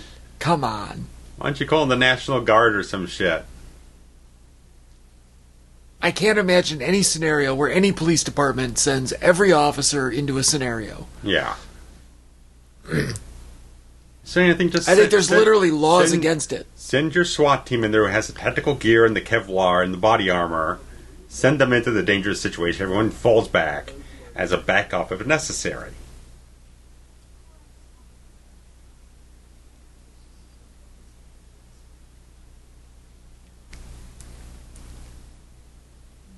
See his dead fingers just kind of hanging there? Yeah. I'm not really making fun of him. I'm just pointing it out. I mean, I feel terrible for the man. Yeah, yeah. It's just something that I like to look for about how do they disguise it? Yeah.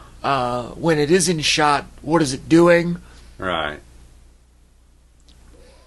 Usually it's just dangling there.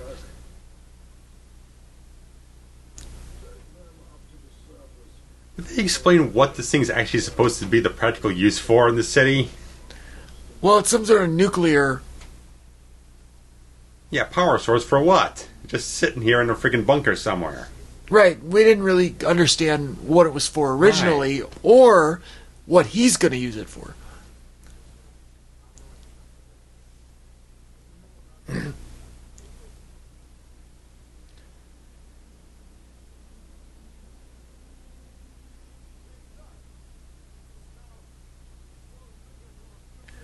Now, was this the thing that Fox said needed a smarter mind to rehab or whatever it was? Or was I that... suppose so, yeah.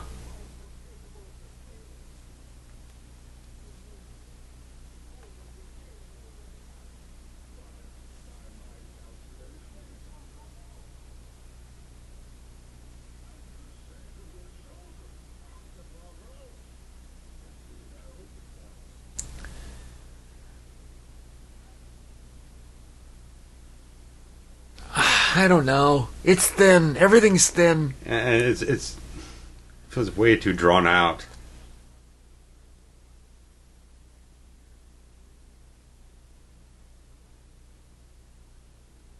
I am starting to feel that thing you're saying, too many characters. Well, it's sequelitis, you know, like they... A lot of times you can't do origin story because you can't do origin story of the protagonist. Yeah. So you have to just... I'm feeling like this character, the Blake character, no need for him.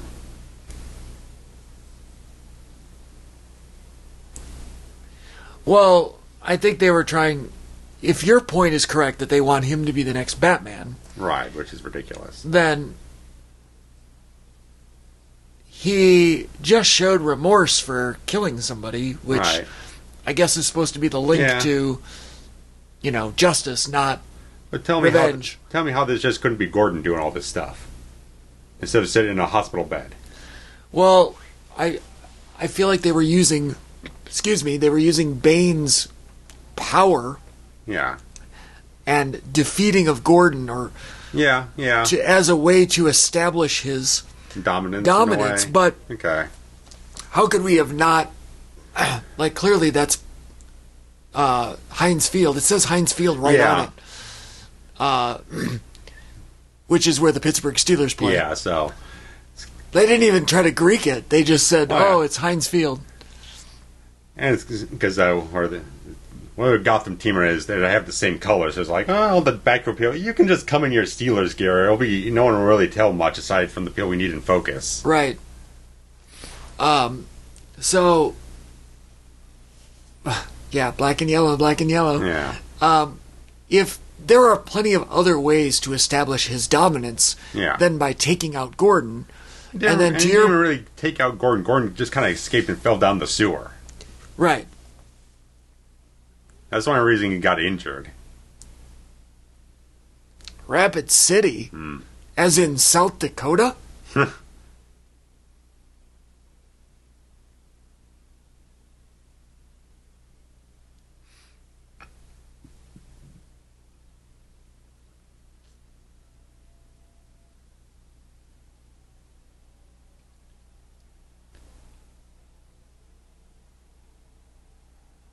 I love our national anthem. Mm-hmm.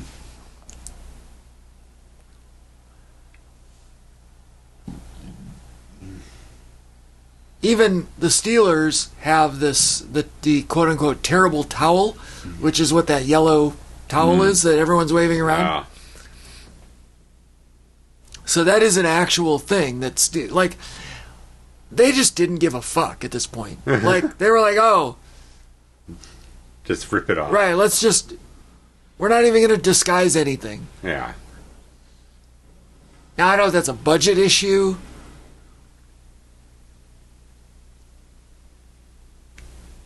Like, this is kind of an impressive shot. Yeah. And this is what the only problem is they fucking ruined this in a trailer. Yeah, they did. If I had no knowledge of this going into the movie, I would have thought this was the coolest shit ever. Yeah. That looked like New York City. Yeah, that looks like a Manhattan-sized island to me. We couldn't have gotten a shot like that in the last film to establish that.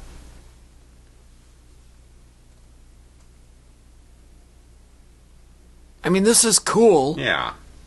And it doesn't... That's Yeah, Manhattan. see, yeah, that's definitely Manhattan.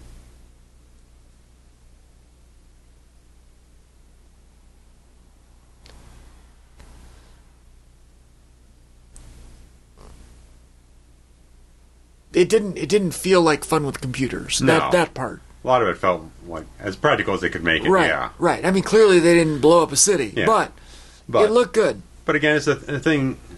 A guy like Nolan, I want to do as many things practical as possible. So when you have to do a certain digital effects sequence, you could put the maximum amount of money and time into it to focus on that instead of you having 50,000 shots you have to do. Maybe you only have to do like 5,000. Right. Maybe not even that 1,200. Maybe.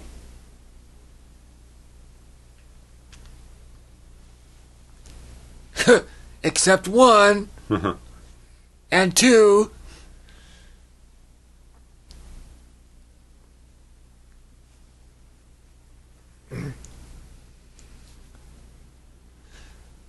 Boy, the rest of Gordon's family completely disappeared in this film, didn't they? It was such a big thing in the last one. Right.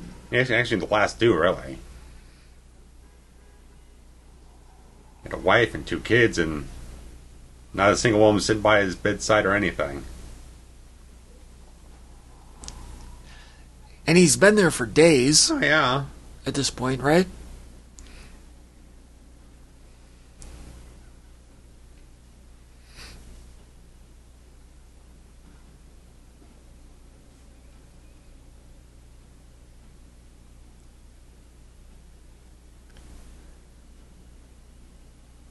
Did somebody get a hold of Gordon and tell him, like, shit's going down, or did he just I think hear he's it? just inferring it by the fact that the power is going out, and he's probably heard explosions there. Right, okay.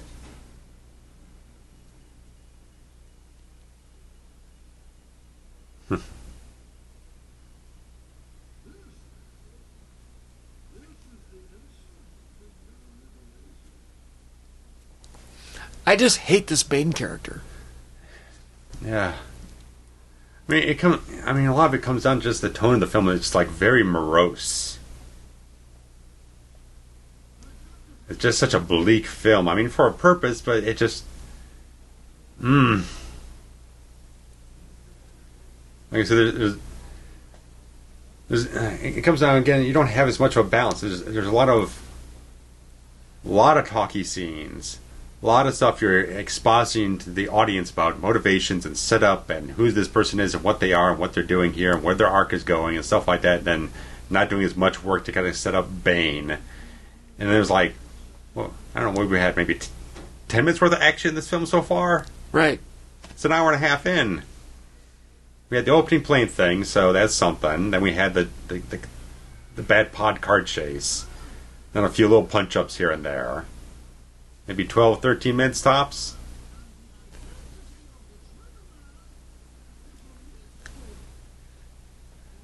His voice is just... It's comical to me. Yeah, I know. It just sounds so... It sounds like he's parodying someone, is the thing.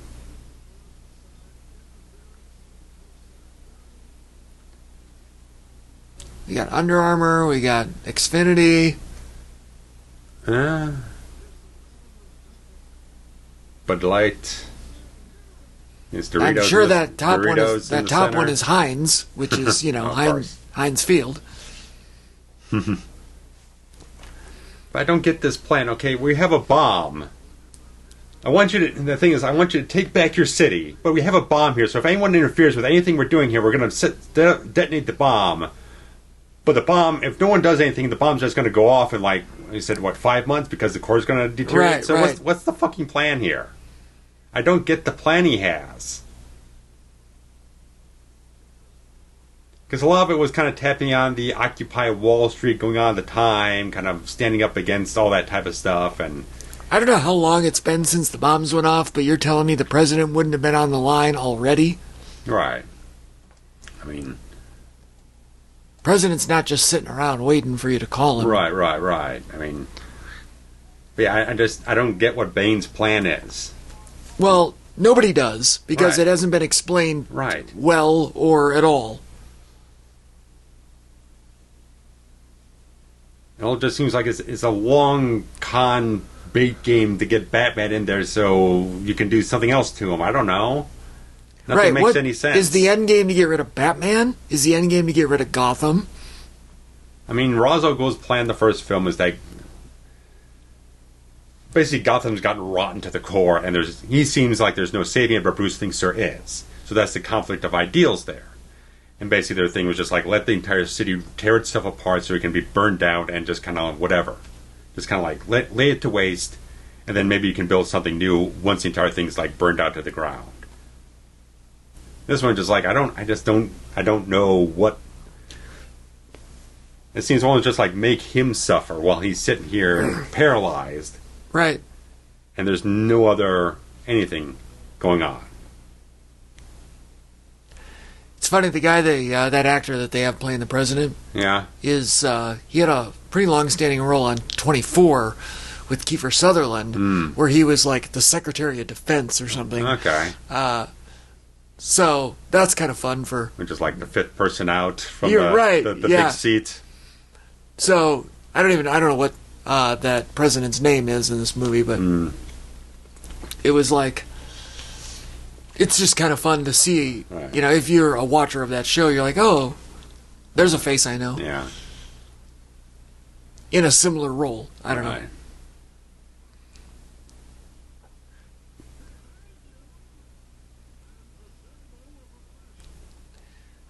Now, this... What? It gets worse the more I hear it, man. The more it goes on. You can't do it. You can't do a speech with this voice, man. It's terrible.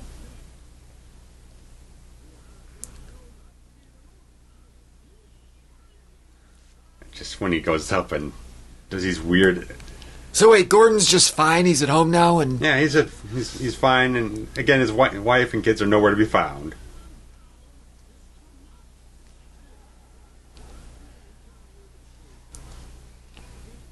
Now, how the fuck does he know any of this shit? Just because there's documents? Why would there be documents?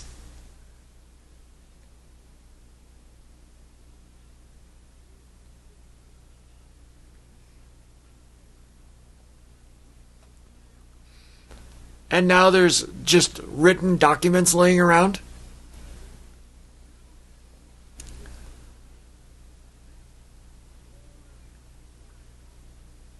I think at the beginning of the film, when they're having the thing at Wayne Manor, I think he had this speech where he was going to say it. Oh, right. And tucked it into his. Right. But still, I mean, you don't leave that shit laying around, man. Right. You burn it like Alfred did with the letter. Right. I mean, it just seems a little something. There's too many conveniences here.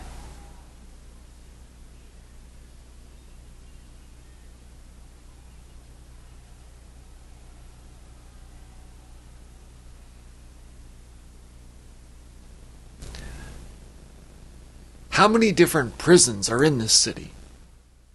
I guess One this that is I'm aware of. So this is because I guess Arkham is a mental institution, Yeah. not a prison. There's there's not a word of Arkham in this film, as far as I've noticed.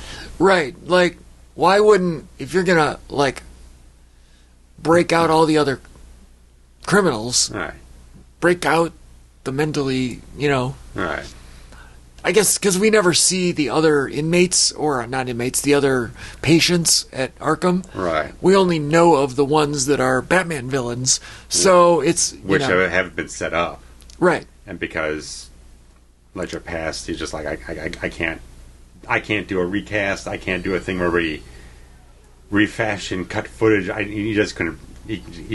Nolan just said, I can't do that. Right, so we just pretend it doesn't exist. Right. Because Joker was the original plans were he was going to show up again in this film.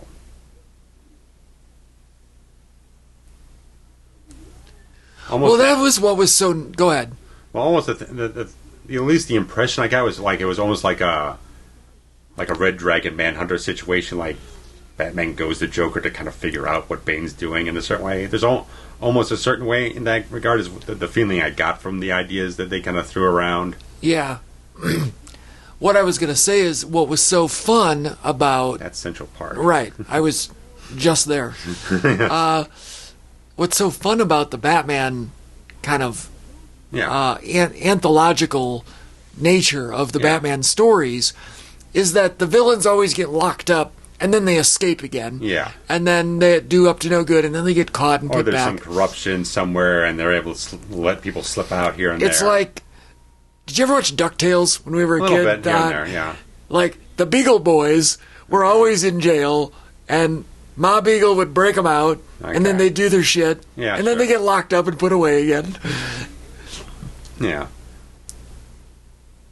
But again, that's going back to that Nightfall source material. That was such a big thing. It's like he has to chase down every single person in the Rogues Gallery from top to bottom, and that's part of the whole plan, everything, and if you try to do that here, then that's just kind of fan service because you haven't set up any of these characters who haven't been killed already.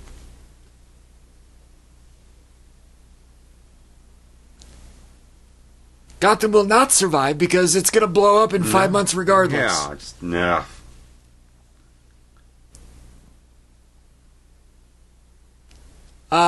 You have a broken back, sir. Right.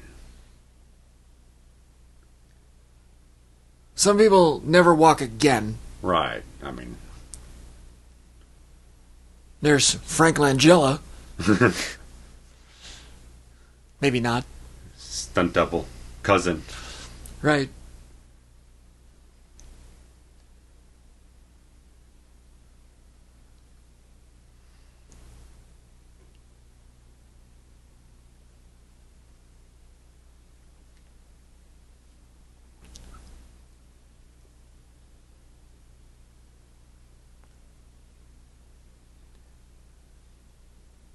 I'm very confused about... Now they explain. Well, a little bit. bit. They explain the mask here because...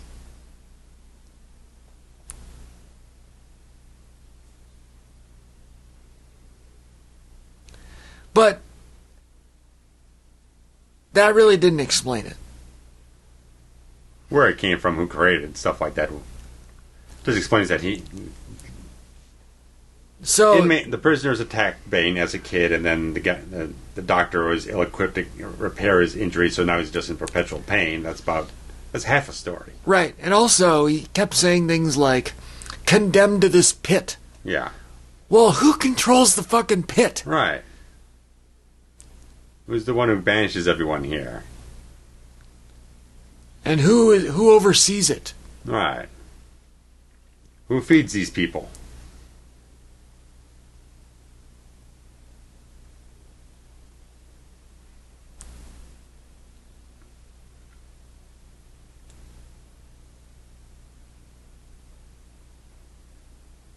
No, God, of course the child had a friend. Yeah.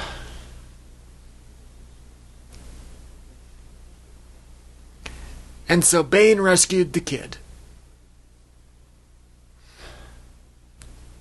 This is what they're telling now. Then later on, they're going to retcon it and tell you, oh, that really wasn't the true story. You're going to paralyze the other way him. around. Bane was actually protecting Talia al Ghul, and she was banished to this thing, and she's the one who ends up escaping, not Bane. But then how Bane get out? When someone says, "Oh, there's only one person who ever got out of this thing." Well, that's the thing. They just set it up where she was the one that escaped. Right. But they don't reveal Talia al Ghul as a thing until the last 15 minutes of the movie. Unless they're saying that only one person escaped and it was him, and he just brought her with her. Well, it's just a thing. With him, clandestinely. You got hallucinations here.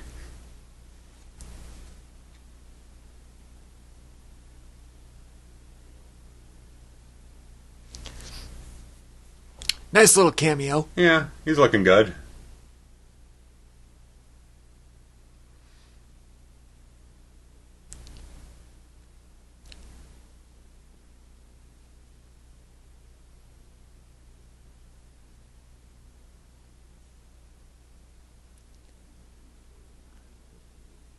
So, of course, this is truth from this because it's just a hallucination. Right. It's a theory. Right. To string the audience along. For no real reason. Right. There's no reason they need to string along the Talia al Ghul reveal to the end of the movie. Bane's already got control of the city. What's the point of keeping up the facade? It's just it's a screenwriter thing. Because we have to keep it up there so we can fool Bruce later on. Because we know that's where the story's going, but Bane believes he's going to be stuck here until his dying day with a broken back.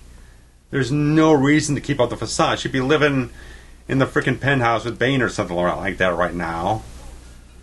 There's just no purpose to it. It does seem very loose-ended. Mm-hmm. a lot of the... Again, like you're saying, that you're divorced from source material, stuff like that. Right. People don't know things.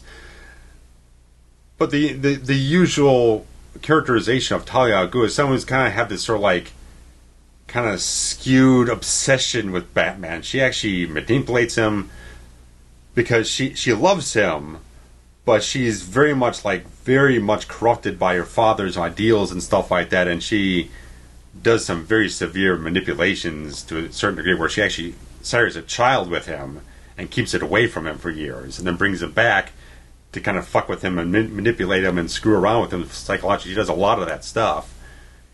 And it's like, I understand why they're having a character like Talia al Ghul in the film because it weaves together, but it doesn't resemble the character and how they portray it at all.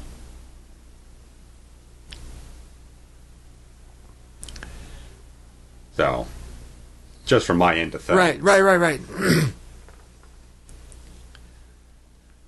But on the basis of things, just like having her kind of scramble around in the muck and mire or whatnot, alongside Fox or whatnot, just to keep it a facade for months on end, just for the offshoot fact that Bruce might finally actually repair his back, get himself back in shape, and escape a freaking prison that almost no one's ever escaped. It's a thin proposition for them to build a freaking plot device around. It just... my brain is like doing cartwheels. Yeah. And, literally like going in circles, going A connects to B, kind of connects to C, but that doesn't connect to A, so why are we going around? And again, the whole thing, the doctor said his body was fucking deteriorated and broken in like dozen ways from Sunday or whatnot. And he can just have a guy punch his back into place and then just do a couple push-ups and he can do this. Right. It's all just too... For a filmmaker who's so tethered to reality, he's not willing to kind of go too far. I mean, it's debatable how much he embraces fantastical concepts in a certain way. I mean, when you get into Interstellar and some of Inception... But he likes as much of a grounded feeling and not go too far outside the bounds of reality. It's too much of a stretch for me to buy into it.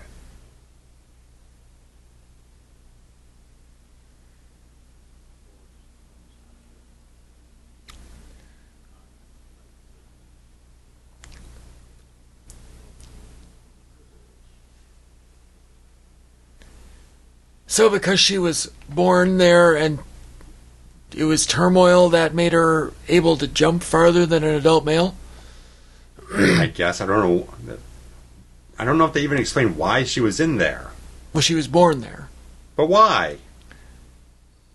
Roz wasn't fucking sentenced down there. He was roaming the place as a mercenary. I'm just very confused. Well, I'm sure we glossed over something. But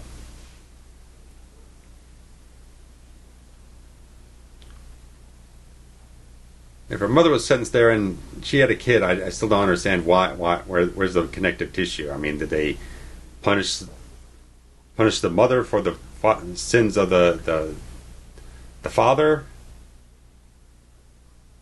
I mean, it's slightly taken off from Bane's actual origin, where he was imprisoned for the sins of his own father. So he was doing time for his father who died. Okay. So he was born into that whole thing. He was actually serving his father's sentence, and then all the things he goes through in the prison, whatnot, forges him towards being who he ends up being. But now they're kind of Rubik's cubing the thing all around to kind of jumble it around. Yeah. And you're not exactly sure where everything's landing because they can keep shuffling the whole deck around. You can't keep track of what's going on. Which I feel like is another Christopher Nolan trope. Like Christopher Nolan loves to mindfuck you. A little Memento, a little Prestige. Inception. Like, you never really know what's going on. It works better in Prestige, I think. Yeah. Prestige is a little bit more crafted towards that end because it kind of works better. Because it's worked with Prestige is working with magic, sleight of hand, kind of duping you here and there, and it functions as a theme in that thing. This one just. Well, Inception it works too because it's all like dreamlike. Yeah. So you have the what's uncovering real, layers, right? of the story. What's real, what's not real, whatever. This feels like you're having the backwards and forwards narrative going on at the same time, and it's not working for me. And it's all predicated on just keeping the Talia al Ghul gimmick going. Just keep it hidden till the very end of the film where you want to reveal it, when it seems like it has the most punch to it. If you're not beholden to that, then you could have just revealed everything much more cleanly. So I had to keep reassessing what the backstory is every 40 minutes.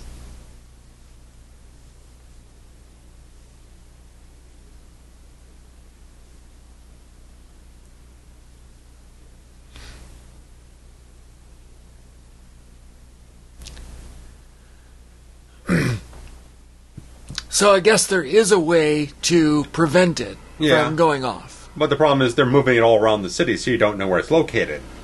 So if you if you can, the thing's constantly on the move, and you don't know. They say you don't know who the trigger man is. But to your point earlier, their motives and their end game are completely undefined, and also they have nothing to do with Lucius Fox's ability to reconnect it. Right. Their goal is to keep it disconnected, right, and therefore have it go off, right, which doesn't make any sense.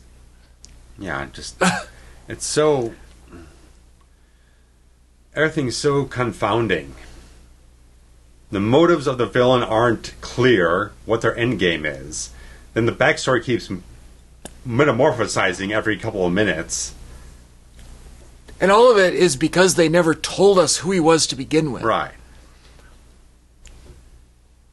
It's like this non-linear storytelling. Right. In a linear story. Right.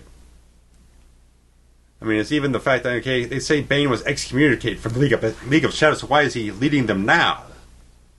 And because Ra's al Ghul's dead, maybe? But if he was excommunicated and Ra's al Ghul was the leader of it, why is he there wasn't somebody else the memory of Ra's al Ghul now? It doesn't make any sense. What's the connection? But now they're trying to say, oh, he was Bane was his son. Well, that's only because that's what Bruce thinks. Well, you need a diversionary tactic. It's too, you're overcomplicating the plot when it doesn't need to be this complicated. God, and we still have 45 minutes left.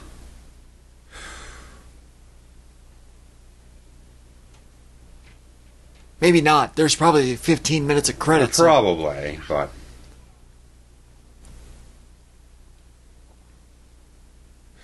Yeah, it wouldn't do you any good. No, I can't be upside down. No, I can't be upside down. That's a nice tie-in. Back to the first film. Yeah, I like that. And going into this one, we knew that this was the last one that Nolan was involved in. Yeah, I mean, it took a bit of convincing for him to actually do this one because he was so... Like, he doesn't want to get halfway through production and find out, the story's not necessary or I'm not interested anymore, and he kind of phones it in and he disconnects from everything. It just took a while. I mean, that's kind of why he broke off. He did Inception in between the things so he could get a fresh perspective and do something else. But it was a struggle trying to figure out what the story was going to be and all these different things.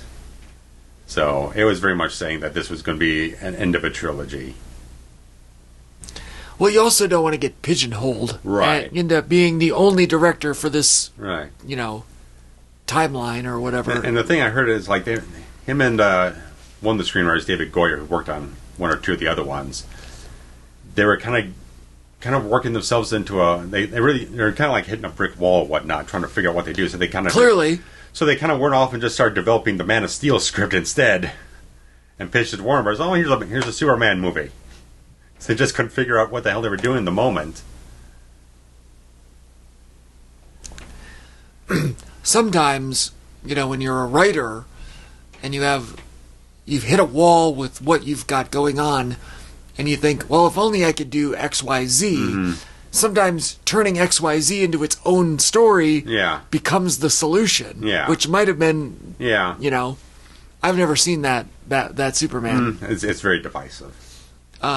Did you ever see the Halle Berry Catwoman? No, I didn't bother. I did not either, and I don't know. I know everybody hates it. Which I keep having to get in my head, like, okay, no matter what, I can't say Hathaway is anywhere close to being the worst because there's still 5 miles below anything that is possibly lesser. And I don't, not having seen it, I can't really honestly, But I've seen enough assessments of it, like, yeah, that looks like shit. Right. And I don't know why, though. I don't know what the criteria are, if it's her or if it's the story. I think it's just, there's a lot of just bad concepts, bad acting, bad dialogue, terrible effects. So now he fears death and he made the jump. That's fucking stupid. Now, he's in the middle of, the Middle East now. Now he's got to figure out a way to get back home. He's got no means. He's got no money on him. He doesn't know where he is. He doesn't know exactly where the hell he is.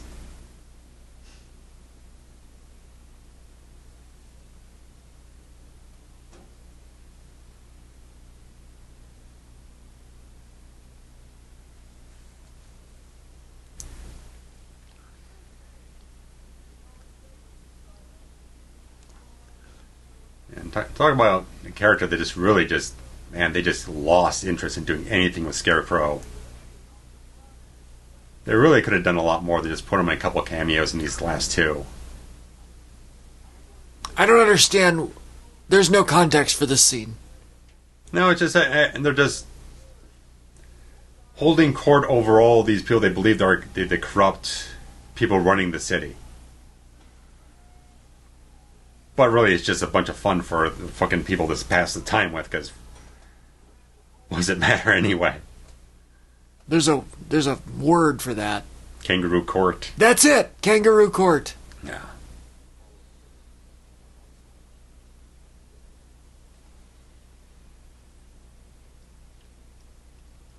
It's like the scene in the last Rambo film we watched. They sent him out in the field of the mines and everything. Right, right. But that actually was 10 times a better movie than this. Oh, yeah, fuck yeah. Throw Rambo in here, it's done in like fucking 20 minutes. There's a spin-off. Rambo versus Bane, or... Yeah. Just give him a 50 cal, he'll be done. Well, Rambo always ends up with one of those, friggin' gun turret kind of machine guns. About.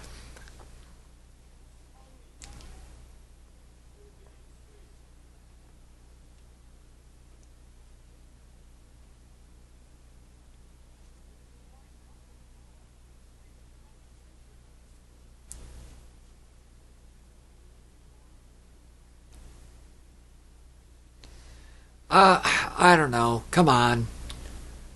So I'm thinking, okay, this place is under lock, like fucking Bane's control and isolated from the world for months on end. Like, no one's getting more food in.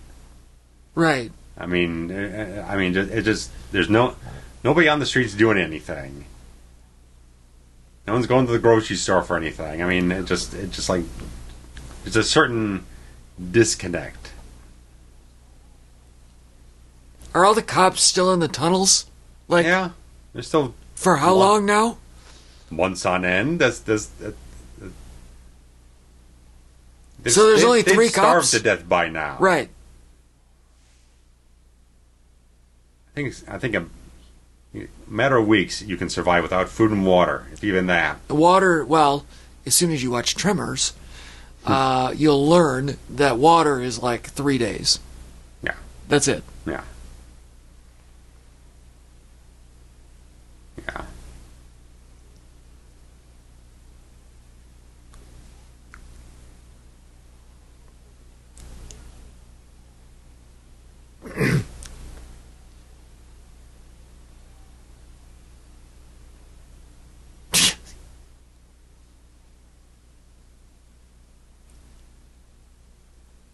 I'm not going to eat it after you've taken a bite out of it. Yeah, no kidding. That's weird.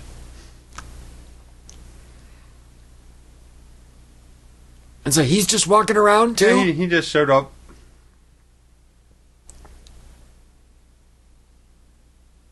He got back here, no problem. Right. Flew halfway across the country, slipped into a friggin' city that's completely quarantined. Right. With no bridges. It's completely cut off from the rest of the world. Right. Bane said that if there's any interference with the outside world, we're blowing up the bomb. So it's a lot of just.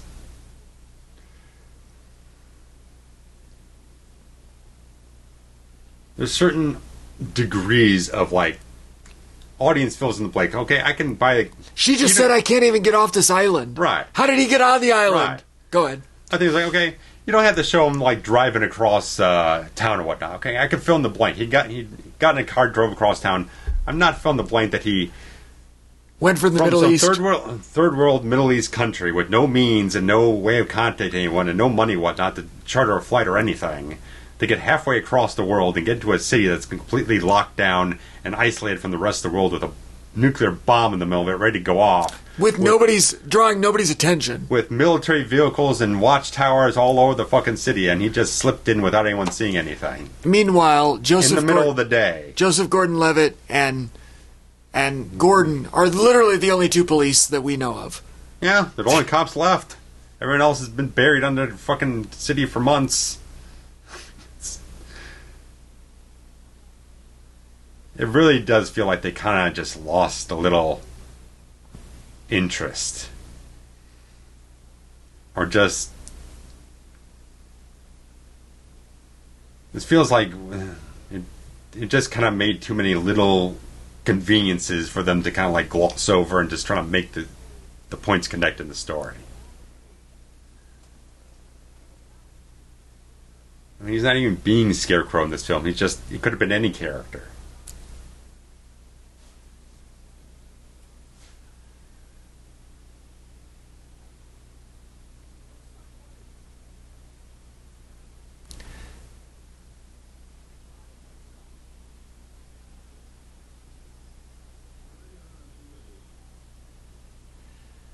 Oh, God. Yeah.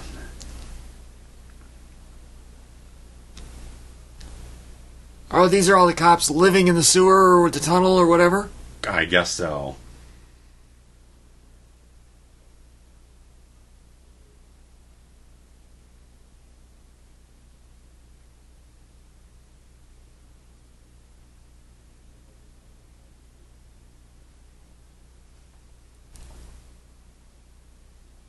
Goes off in 12 hours, so it's been 5 months. Minus 12 hours. That doesn't make any sense at all. None. We've done 150 commentaries together. Yes. Many of them have made no sense. This one has got to be in the top 10 least sense-making stories. It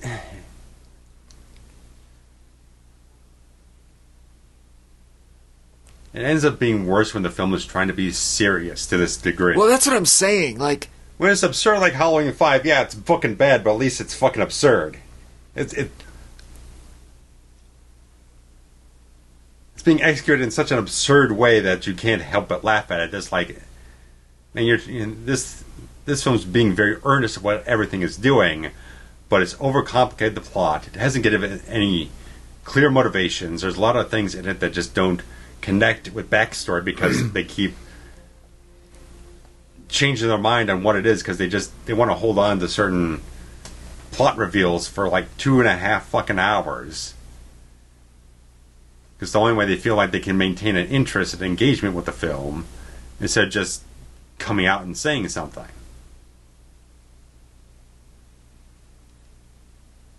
that looks great. Yeah.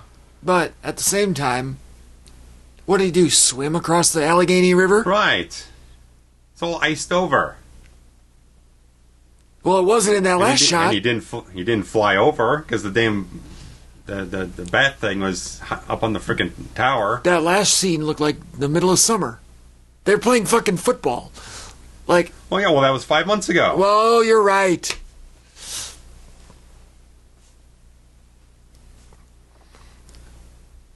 Although the fact is that doesn't fit up with fucking football season, does right, it? no, it doesn't. Football season starts in like September. So I don't know, maybe it does. Maybe it I don't know. does.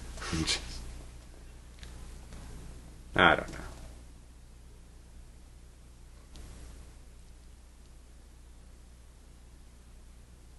Ow.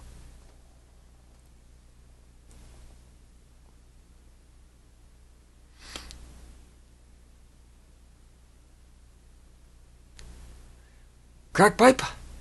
Oh, no. Flare.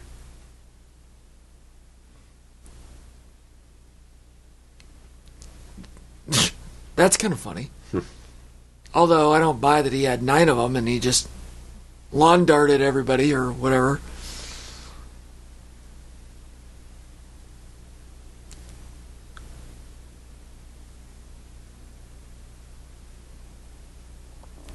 This is preposterous.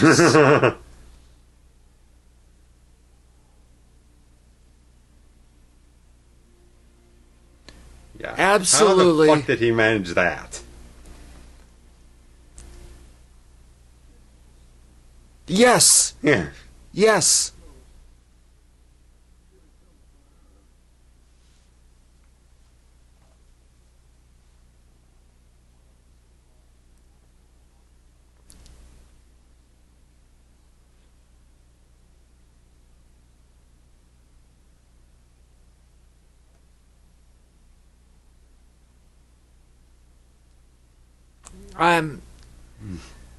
I'm ready. I'm ready to go. Yeah, it's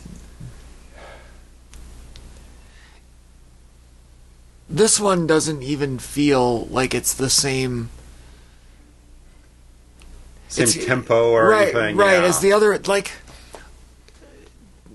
I felt like there was a natural progression from Begins to Dark Knight. Yeah. Also, can we just for a second Sure. talk about how terrible of a name this movie, The Dark Knight Rises? Yeah. Like, okay, it's the same title as the previous movie with one word attached. Yeah. Secondly, Rises does not sound like the end of a trilogy. Right. Right.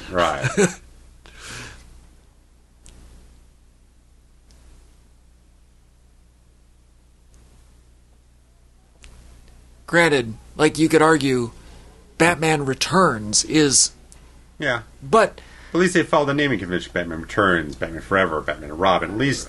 right, there was a cadence to it. Right.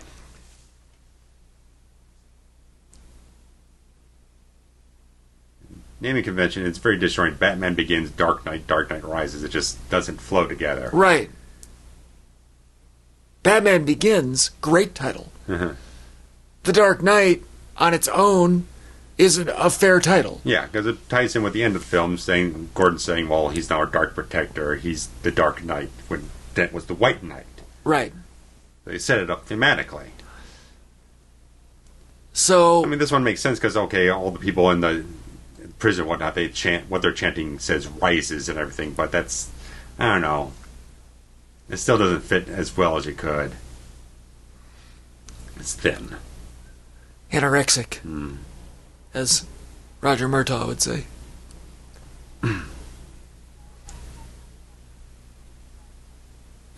The blast radius on this thing is going to be like the entire city plus more. the next state over. Yeah.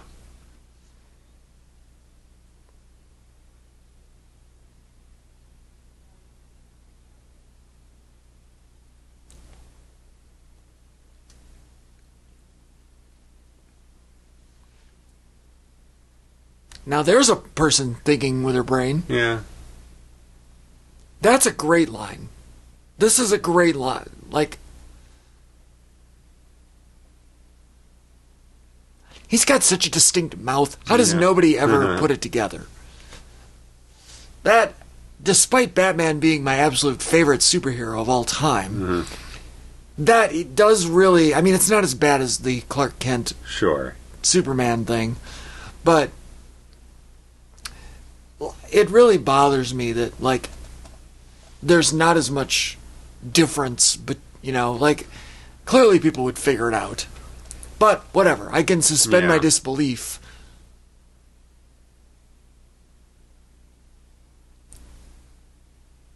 I mean, I'll say, Hathaway's performance is she's done a good performance. I just feel like that it's just that thing between her and Batman. I'm just not as convinced that the two of them are going to abscond to some country somewhere. There's not that spark. You need that chemistry. Right. She seems annoyed by everybody in this movie. Yeah. She really feels like the least interesting Catwoman in a Batman property. Something where she's actually working with a Batman character on screen.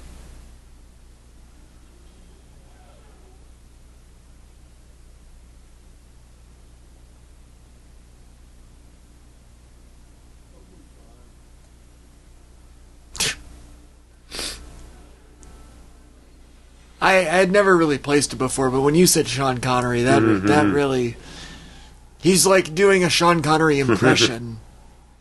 But to your point, again, you said what, Darth Vader? Because it's that kind of under the mask, kind of echoey. Yeah, muzzled. Yeah, that's a great analogy. Mm-hmm. Yeah, all these cops, they've been buried for 5 months. They're all just fine and healthy, no problems. Yeah. Yeah, man. The police force rises. It would be that's a much better...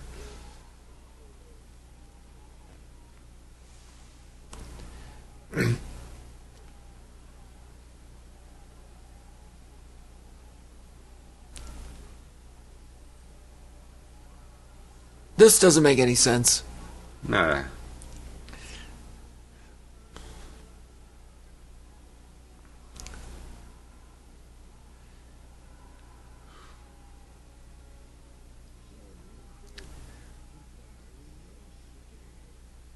Well, what difference does it make? Yeah. When you wanted him to die in the prison. Right. But yet you're going to die anyway because the bomb's going to go off. Right. It's the second time we've shown the Greyhound. Yeah. Third time. I wonder if they put up some bucks to be like, hey, if you're going to crash a bus, well, why would you pay for that? Like, crash into our bus. Yeah. No.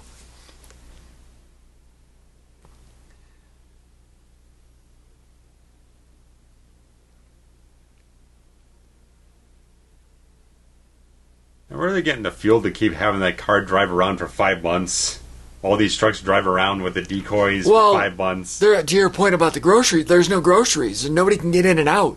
Yeah. Like,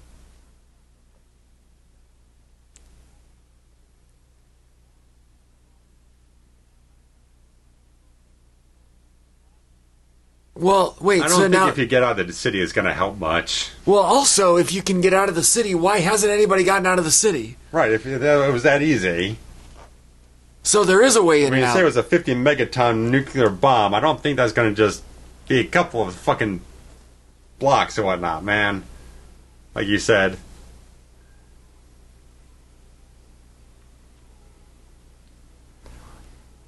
Having these two fight in the daylight, it ain't working for me, man. Yeah, it's weird. Just look like dudes in costumes to me. Right, this could be outside of, San Diego Comic-Con. Right, it's not... Yeah, we like shadows and... Right.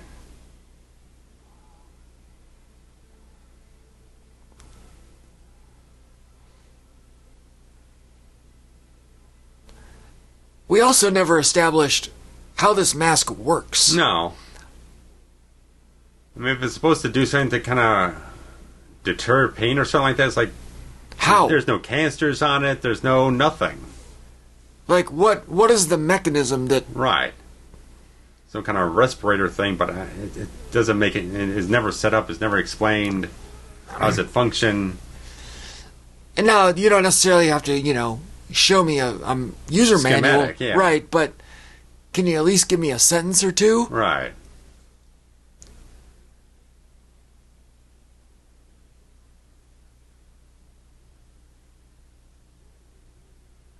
It's just his voice ain't doing it either, man. It's too... I think you said before, it's Ultimate Warrior, man. Right, it's not right. functioning. I don't know the specifics, but Bale has said in like more recent interviews that he feels like some things that don't feel like they got quite as strongly. They didn't execute them as well as they could have. There's certain regrets he has about how they pulled off certain elements of the character.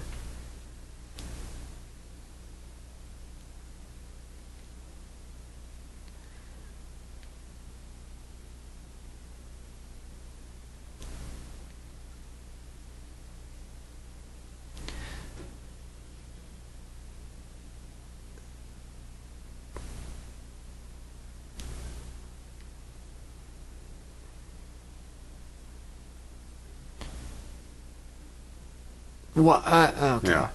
So,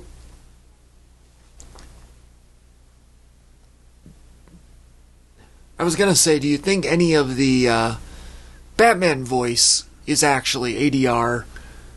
I feel at least there's some post-production work going on in the whole thing to emphasize like more bass or something else like that. Kind of like how they did with... Because in the first one, it's not quite as extreme. It feels a little bit more natural. In the sequels, it just feels like it's more amplified. I kind of think back to the original Nightmare on Elm Street. Sure. And Robert Englund's voice was manipulated Yeah. in that one. Oh, yeah. And by the second one, they just let him use his real voice. Yeah. Which is weird because he's much more terrifying in the original. Yeah. Not to say that it's not terrifying to hear him say, Robert Englund, use, his catchphrases. All right. But I feel like you're right. There is some sort of manipulation on both parts. Right.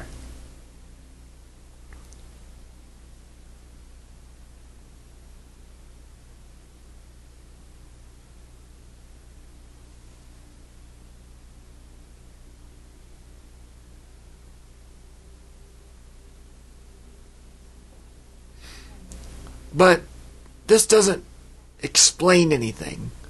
Like,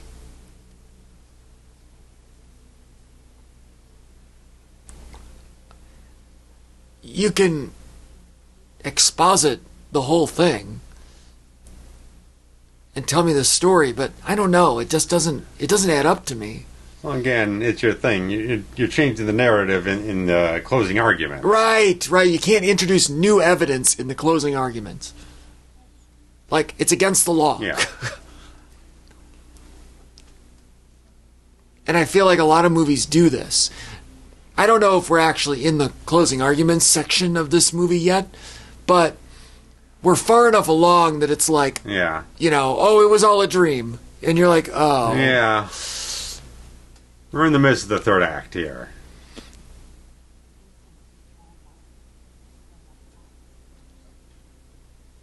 Well, I don't know if we're in the third act yet, because the third act is... Thereabout. It's close enough to it. So, that's the thing. I mean, Bale's Batman is kind of the least effective one, because, I mean, everyone keeps pulling the wool over his eyes. Also, Ghul pulls the wool over his eyes. Joker kind of deceives him with all the stuff involved with... He never figures out the Joker, what he's really about. He never... Right. Pulls the stuff over him with Dent, and now Bane and Talia, they all pull the wool over. You can't perceive anything. Does that make him more human and more relatable? Or does it just eliminate the whole fantastical nature of a superhero? I feel like the latter is the case. I just find it just so disconnected from what Batman is. He's supposed to be the world's greatest detective. And he's in all these films, he's not terribly perceptive. It's like a vigilante Columbo, is what it's supposed to be. He takes too many things at face value and thinks that he's got the upper hand when he really hasn't figured anything out at all. Every single villain, like I said, just completely deceives him, pulls the wool over his eyes, and kind of one-ups him almost by the end of the film. He's not smart enough to outthink anyone.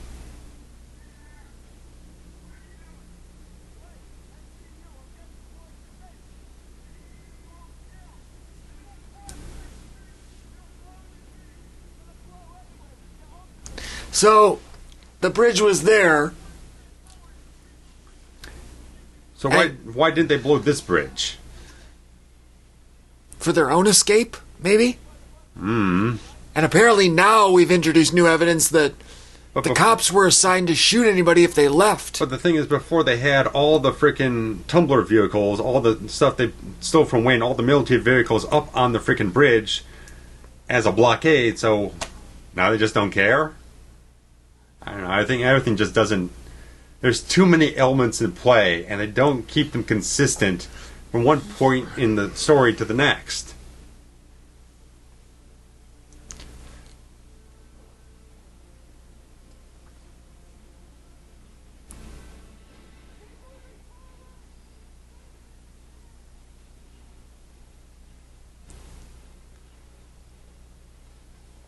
And now she's this badass that... Right.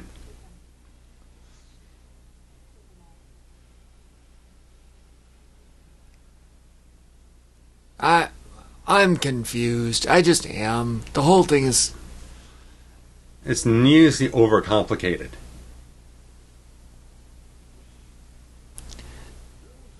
It's like we need to have twists and turns for the sake of twists and turns. And now Bane's just been taken out in the film like a bitch.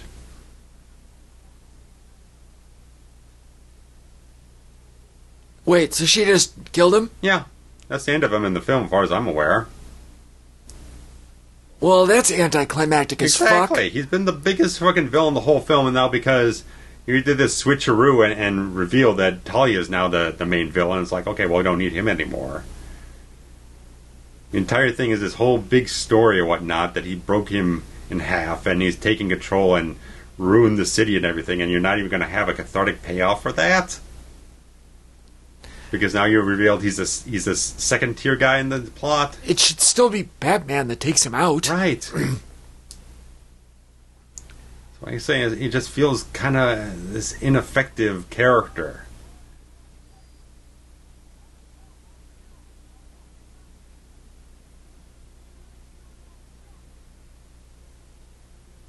I do kind of buy Joseph Gordon-Levitt as a police officer. Yeah. I don't have a problem with his performance. Well, the character's kind of meh, but yeah. Right. I just... the character feels largely needless. I mean, where's Gordon disappeared to? He's supposed to still be chasing down the frickin' cargo frickin' trucks and whatnot, and there's too many elements in play, man. And now we're going to have this action sequence of the police. By destroying that bridge, they've now ensured that everyone's going to die. Yeah.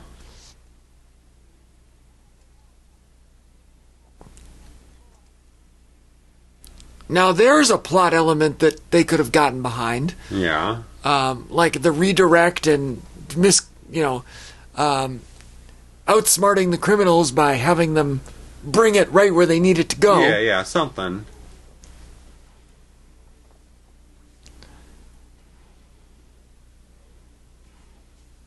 But I don't know. And she's on this bat cycle. Yeah. Because they're best friends now or some shit.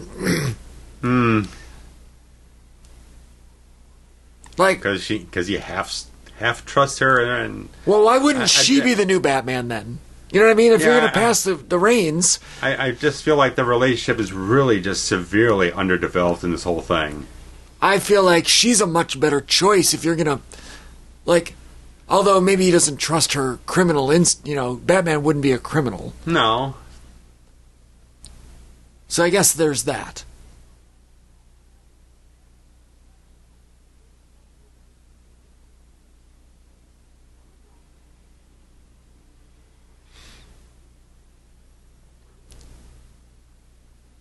That looked like the Chicago Theater marquee. I was like, wait, what?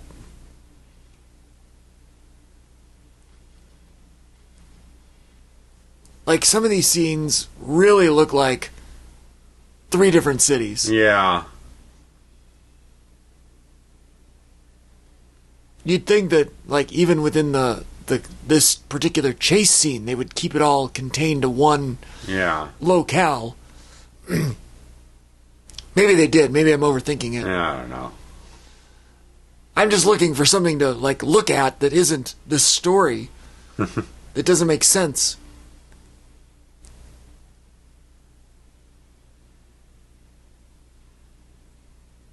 Feels like the bomb thing is just here to just so you have an action climax of some kind. It just feels... I mean, when I first saw it, I was like, man, it seems so beneath Christopher Nolan to do some ticking time bomb climax of a film. That feels like such an action movie trope type of thing. Well, it's very Bond. Yeah. So I guess he's consistent. Yeah.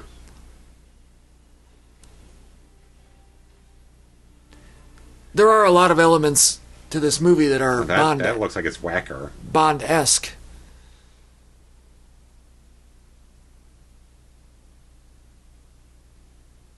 Well, there's Gordon. He's been in there the whole time. When did that happen? Last time I saw you, it was by the Greyhound with an empty fucking cargo container.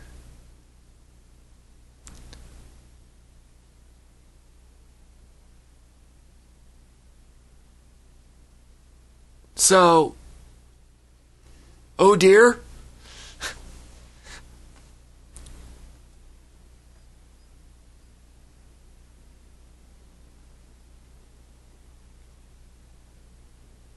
Oh, look at the dead hand. There's the dead hand. Yeah, that ain't grabbing nothing. Well, also they really put it out there in the forefront for Yeah. Like, I'm surprised that he would agree to that. Yeah, you know, might have been a little self-conscious, a little bit. Who knows?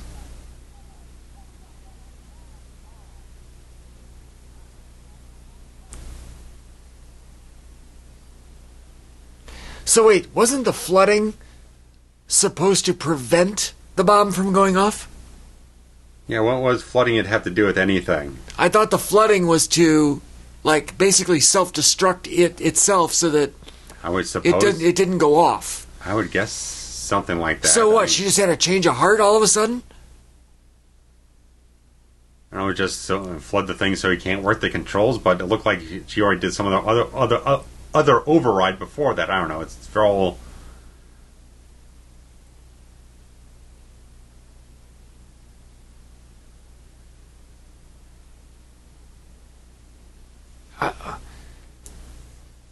But there you go. The hero can be anyone.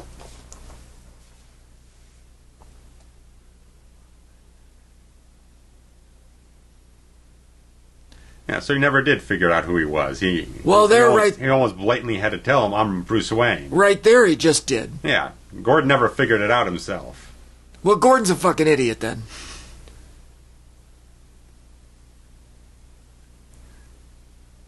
Yeah. What? Never even had a fucking clue. That really undermines the integrity of the entire trilogy for me, because I always thought that there was the understanding, like, I know who you are. There's a lot of that in the comics. It's like they just kind of dance around it. You just kind of read a sort of implication that Gordon probably knows, but he respects him too much to kind of like come out and say anything about it. Like, I'll keep a sanctity about it.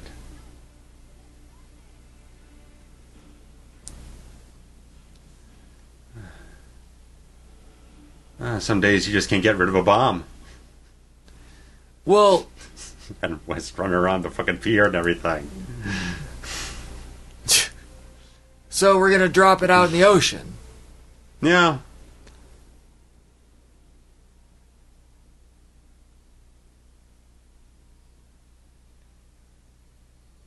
And Batman is going to die as well?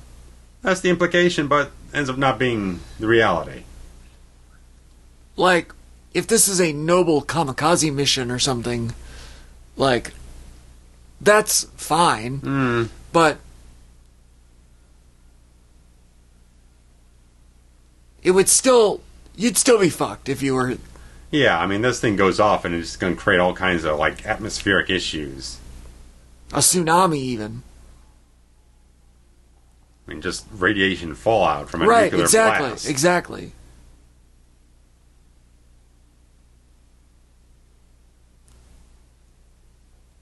Like, that looks cool. Yeah. But it doesn't seem realistic for a 50 megaton nuclear explosion. For something that was supposed to level the fucking city. Right, and it wasn't just a bomb. Right. It was a nuclear bomb. Yeah. That has completely different implications. Cataclysmic implications.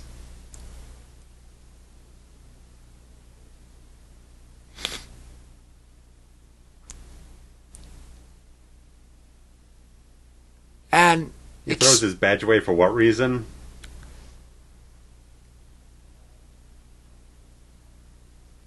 That doesn't make sense either. No.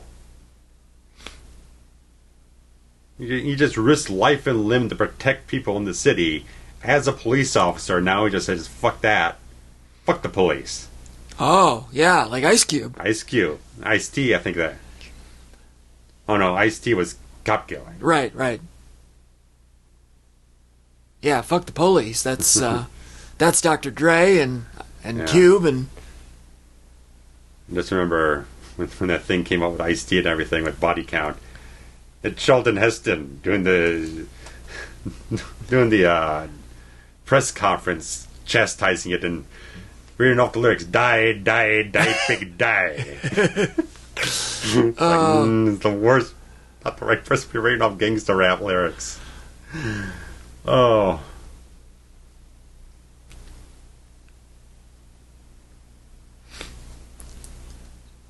So, the injustice of nobody knowing the truth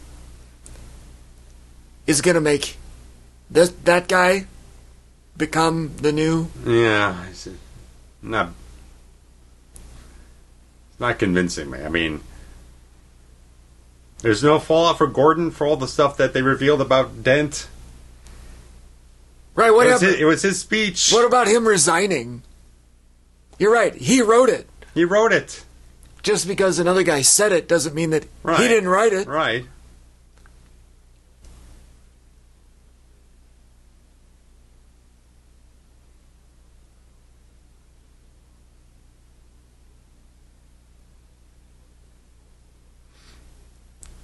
What?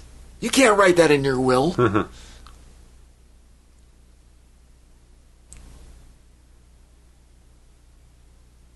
I mean, that's kind of cool. I like that. I like that they made the home an orphanage. Yeah, that's nice. But here, this pissed me off like you wouldn't believe.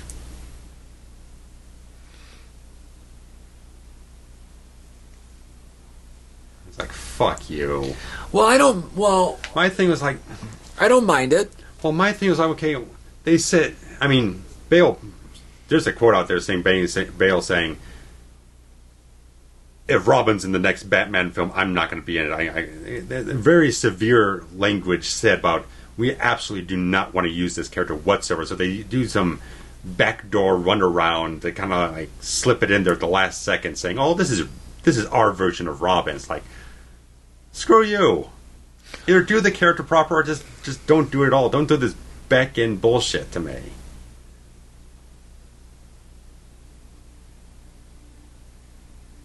Because again, it's like, okay, well, he just hands off the mantle to Bat. It's like he's just supposed to become Batman without any training whatsoever. He's just some guy in a suit running around there. He's probably going to get his ass kicked. Just... Yeah, all this stuff just irritates me. That's why I was pissed off at the end of this film in the theater. Again, it's all this stuff like, okay, now we're going to get here in a moment. So yeah, he's like training to become Batman, or he's gonna live under the orphanage in the Batcave. Right.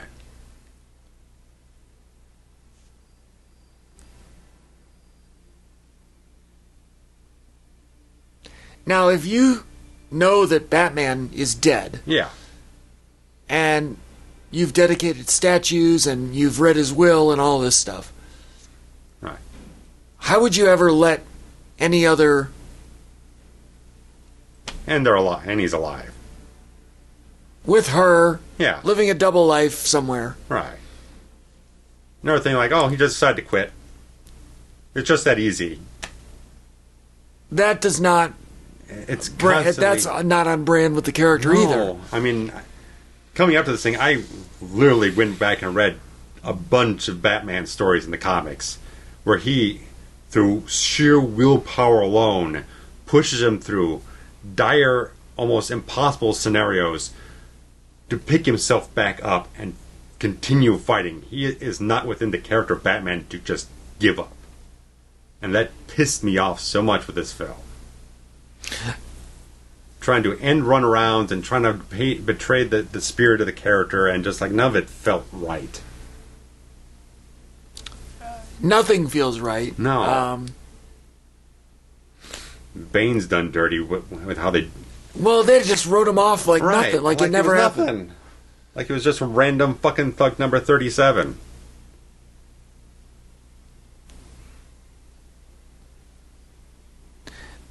It's like the entire point is like, he became Batman so he could stop being Batman. So it's like, what was the point of it anyway? Right. All you wanted the entire time is to keep saying, oh, I want to be with Rachel. I want to stop being Batman. Stuff like that. Blah, blah, blah. It's like everything's towards the end of just means stop being who the hell I'm supposed to be this entire time. It's really... So I traveled the world and learned all this stuff and trained to be the best I possibly could just so I can hang it up someday. When this particular entry... Yeah. makes this trilogy like the worst saga. Well, yeah, I mean, I did like the first two films at the time. Right. But after I saw this, they poisoned the previous two. Correct. Because all the stuff that ties back to Begins is in this stuff with the League of Shadows, so that kind of poisons it for me. And the ending of Dark Knight Rise, the Dark Knight, felt like, man, that felt like such a great ending to a film that... Now I know where it leads to. It's like, okay, well, I can't get excited for the ending of that film because I know that it just leads to a really disappointing and just really misfire of a film. So what am I watching this stuff for anyway now? So that's why a lot of my opinions of those films really deteriorated over the years until I rewatched Begins last year. It's like, it wasn't half bad of a film. It's actually kind of a pretty good film. Had some growing pains for Nolan. Didn't really know how to do the action stuff. He kind of... It was a little long-winded. A little long-winded. Relied a little too much on having to hammer things into you a few too many times. But I think the first one's a really good first step towards something. And the second one, I just felt like it was trying to be too down to earth. It didn't feel like it delved too much as much into psychology. And there's a few other... You go back and listen to the other commentary and stuff like that. You right. Hear everything I had to say about it, but this one just... Well, also, to your point regarding Dark Knight, the Joker never really seemed to be in control of what he was doing anyway. Yeah. I mean, I was amped up getting up to this whole thing that I actually entered a contest for this whole thing, because there was a... Then or now? For this, when this film was coming up to release, there was a promotion going on with the film and Chrysler promoting a car or whatnot. They had involved the whole thing, where you could actually edit together your own 30-second ad for everyone to vote on to get in a contest where you could get to the premiere. Oh. I'll see if I can find the link, because there was always a unlisted link, so I have to look around to see if I can find it somewhere, but I think it's still online. It might be somewhere in one of my so you edited playlists somewhere. You edited together a commercial? 30-second spot. There'd be cutting between the footage of the film and the footage they shot for the car and everything for regular TV ads. So yeah, there was a big contest in that regard. Everyone submitted their own edits. They gave you footage and gave you music clips and title screens and everything, and you just cut it together, upload it, and they would cull it together through imported from Gotham.com, I think it was. I think it redirects to something on Warner Brothers site now. Right. But everyone would just vote on it, and they'd determine the winners and everything, and then you'd get to go to the premiere and everything. But obviously, that didn't happen for me. That's still pretty cool, though. Yeah, if I can find it, I'll throw it in the description below. But well, if you've made it this far through this commentary, bless your heart. Yeah, because I literally, when I got to the end of the credits, got to the start of the end credits, I was seething mad. I was really pissed off with this film at the time.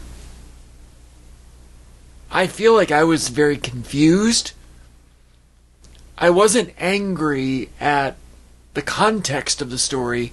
I was angry that there wasn't a story that I could follow easily, one that followed the previous film easily. All the elements are in this film. You could easily much more streamline it down. You could cut 45 minutes out of this film just to streamline the thing, because they said the original script was 400 pages long. Jesus Christ. And there's a ton of scenes they cut for the film. I don't think they're on the Blu-ray, but someone looked over... I think someone looked over a shooting script or something like that. There's a ton of scenes they cut for the entire film. They explained a lot of different things, but then it probably, again, would have been 4 hours long. So it just feels like I just feel like you could take a lot of the elements in this film, strip away the constant rejiggering of the pit storyline and the backstory stuff, and streamline that. Don't screw around with your freaking third act reveal crap. You could take a lot of these elements, streamline it down, get it a much more compact film, just a better moving film. You're not constantly kind of confusing the audience and having too many storylines floating around, because you got the stuff going on with Gordon, then you got stuff with Blake, you got stuff with freaking Bane going on, and you have Bruce doing stuff, and you're chasing down the fucking cops and everything. It's there's too many things flying all over the entire city to make it a big storyline, but you kind of lose track of too many things. There's not again, if it was James Cameron, he'd have all this stuff lined up in a very easy rhythm. It'd be very consistent going forward. Here, it's just all over the damn place. I completely agree with everything you said. And Jesus Christ, how many more minutes of these credits do we have? A lot. A couple more. This was the only one. I think I read this was only one of the three that didn't get nominated for any Oscars at all. Well, why would it? Yeah. So I think the first one probably got nominated for sound or something else like that. Not too many bigger ones than that. Yeah, I don't remember, but it was definitely one or two technical things. Yeah. And then it's funny that the legacy of Dark Knight and the Oscar fallout has not really led blockbuster summer films to be nominated and included. And this year, as we're recording this, the Top Gun Maverick is nominated. Yeah. Which is kind of the first one in recent memory that was like a big, not a traditional Oscar film. Mm-hmm. So, I guess 12 years later or whatever, Dark Knight finally meant something to somebody. But anyway, even then, there's a few of them breaking through, like the new Black Panther got like Angela Bassett nominated, but really hard to break through on like the screenplay category, the best director category, the acting categories for a lot of these summer blockbusters. So still a little. The entire contentious thing about the 10 films every year type of thing is still awful, not justifying itself very well. Thank you for sticking around for all of this. Yeah. We're going to go home now. We'll find something shorter next time. All right. Thank you. Goodbye.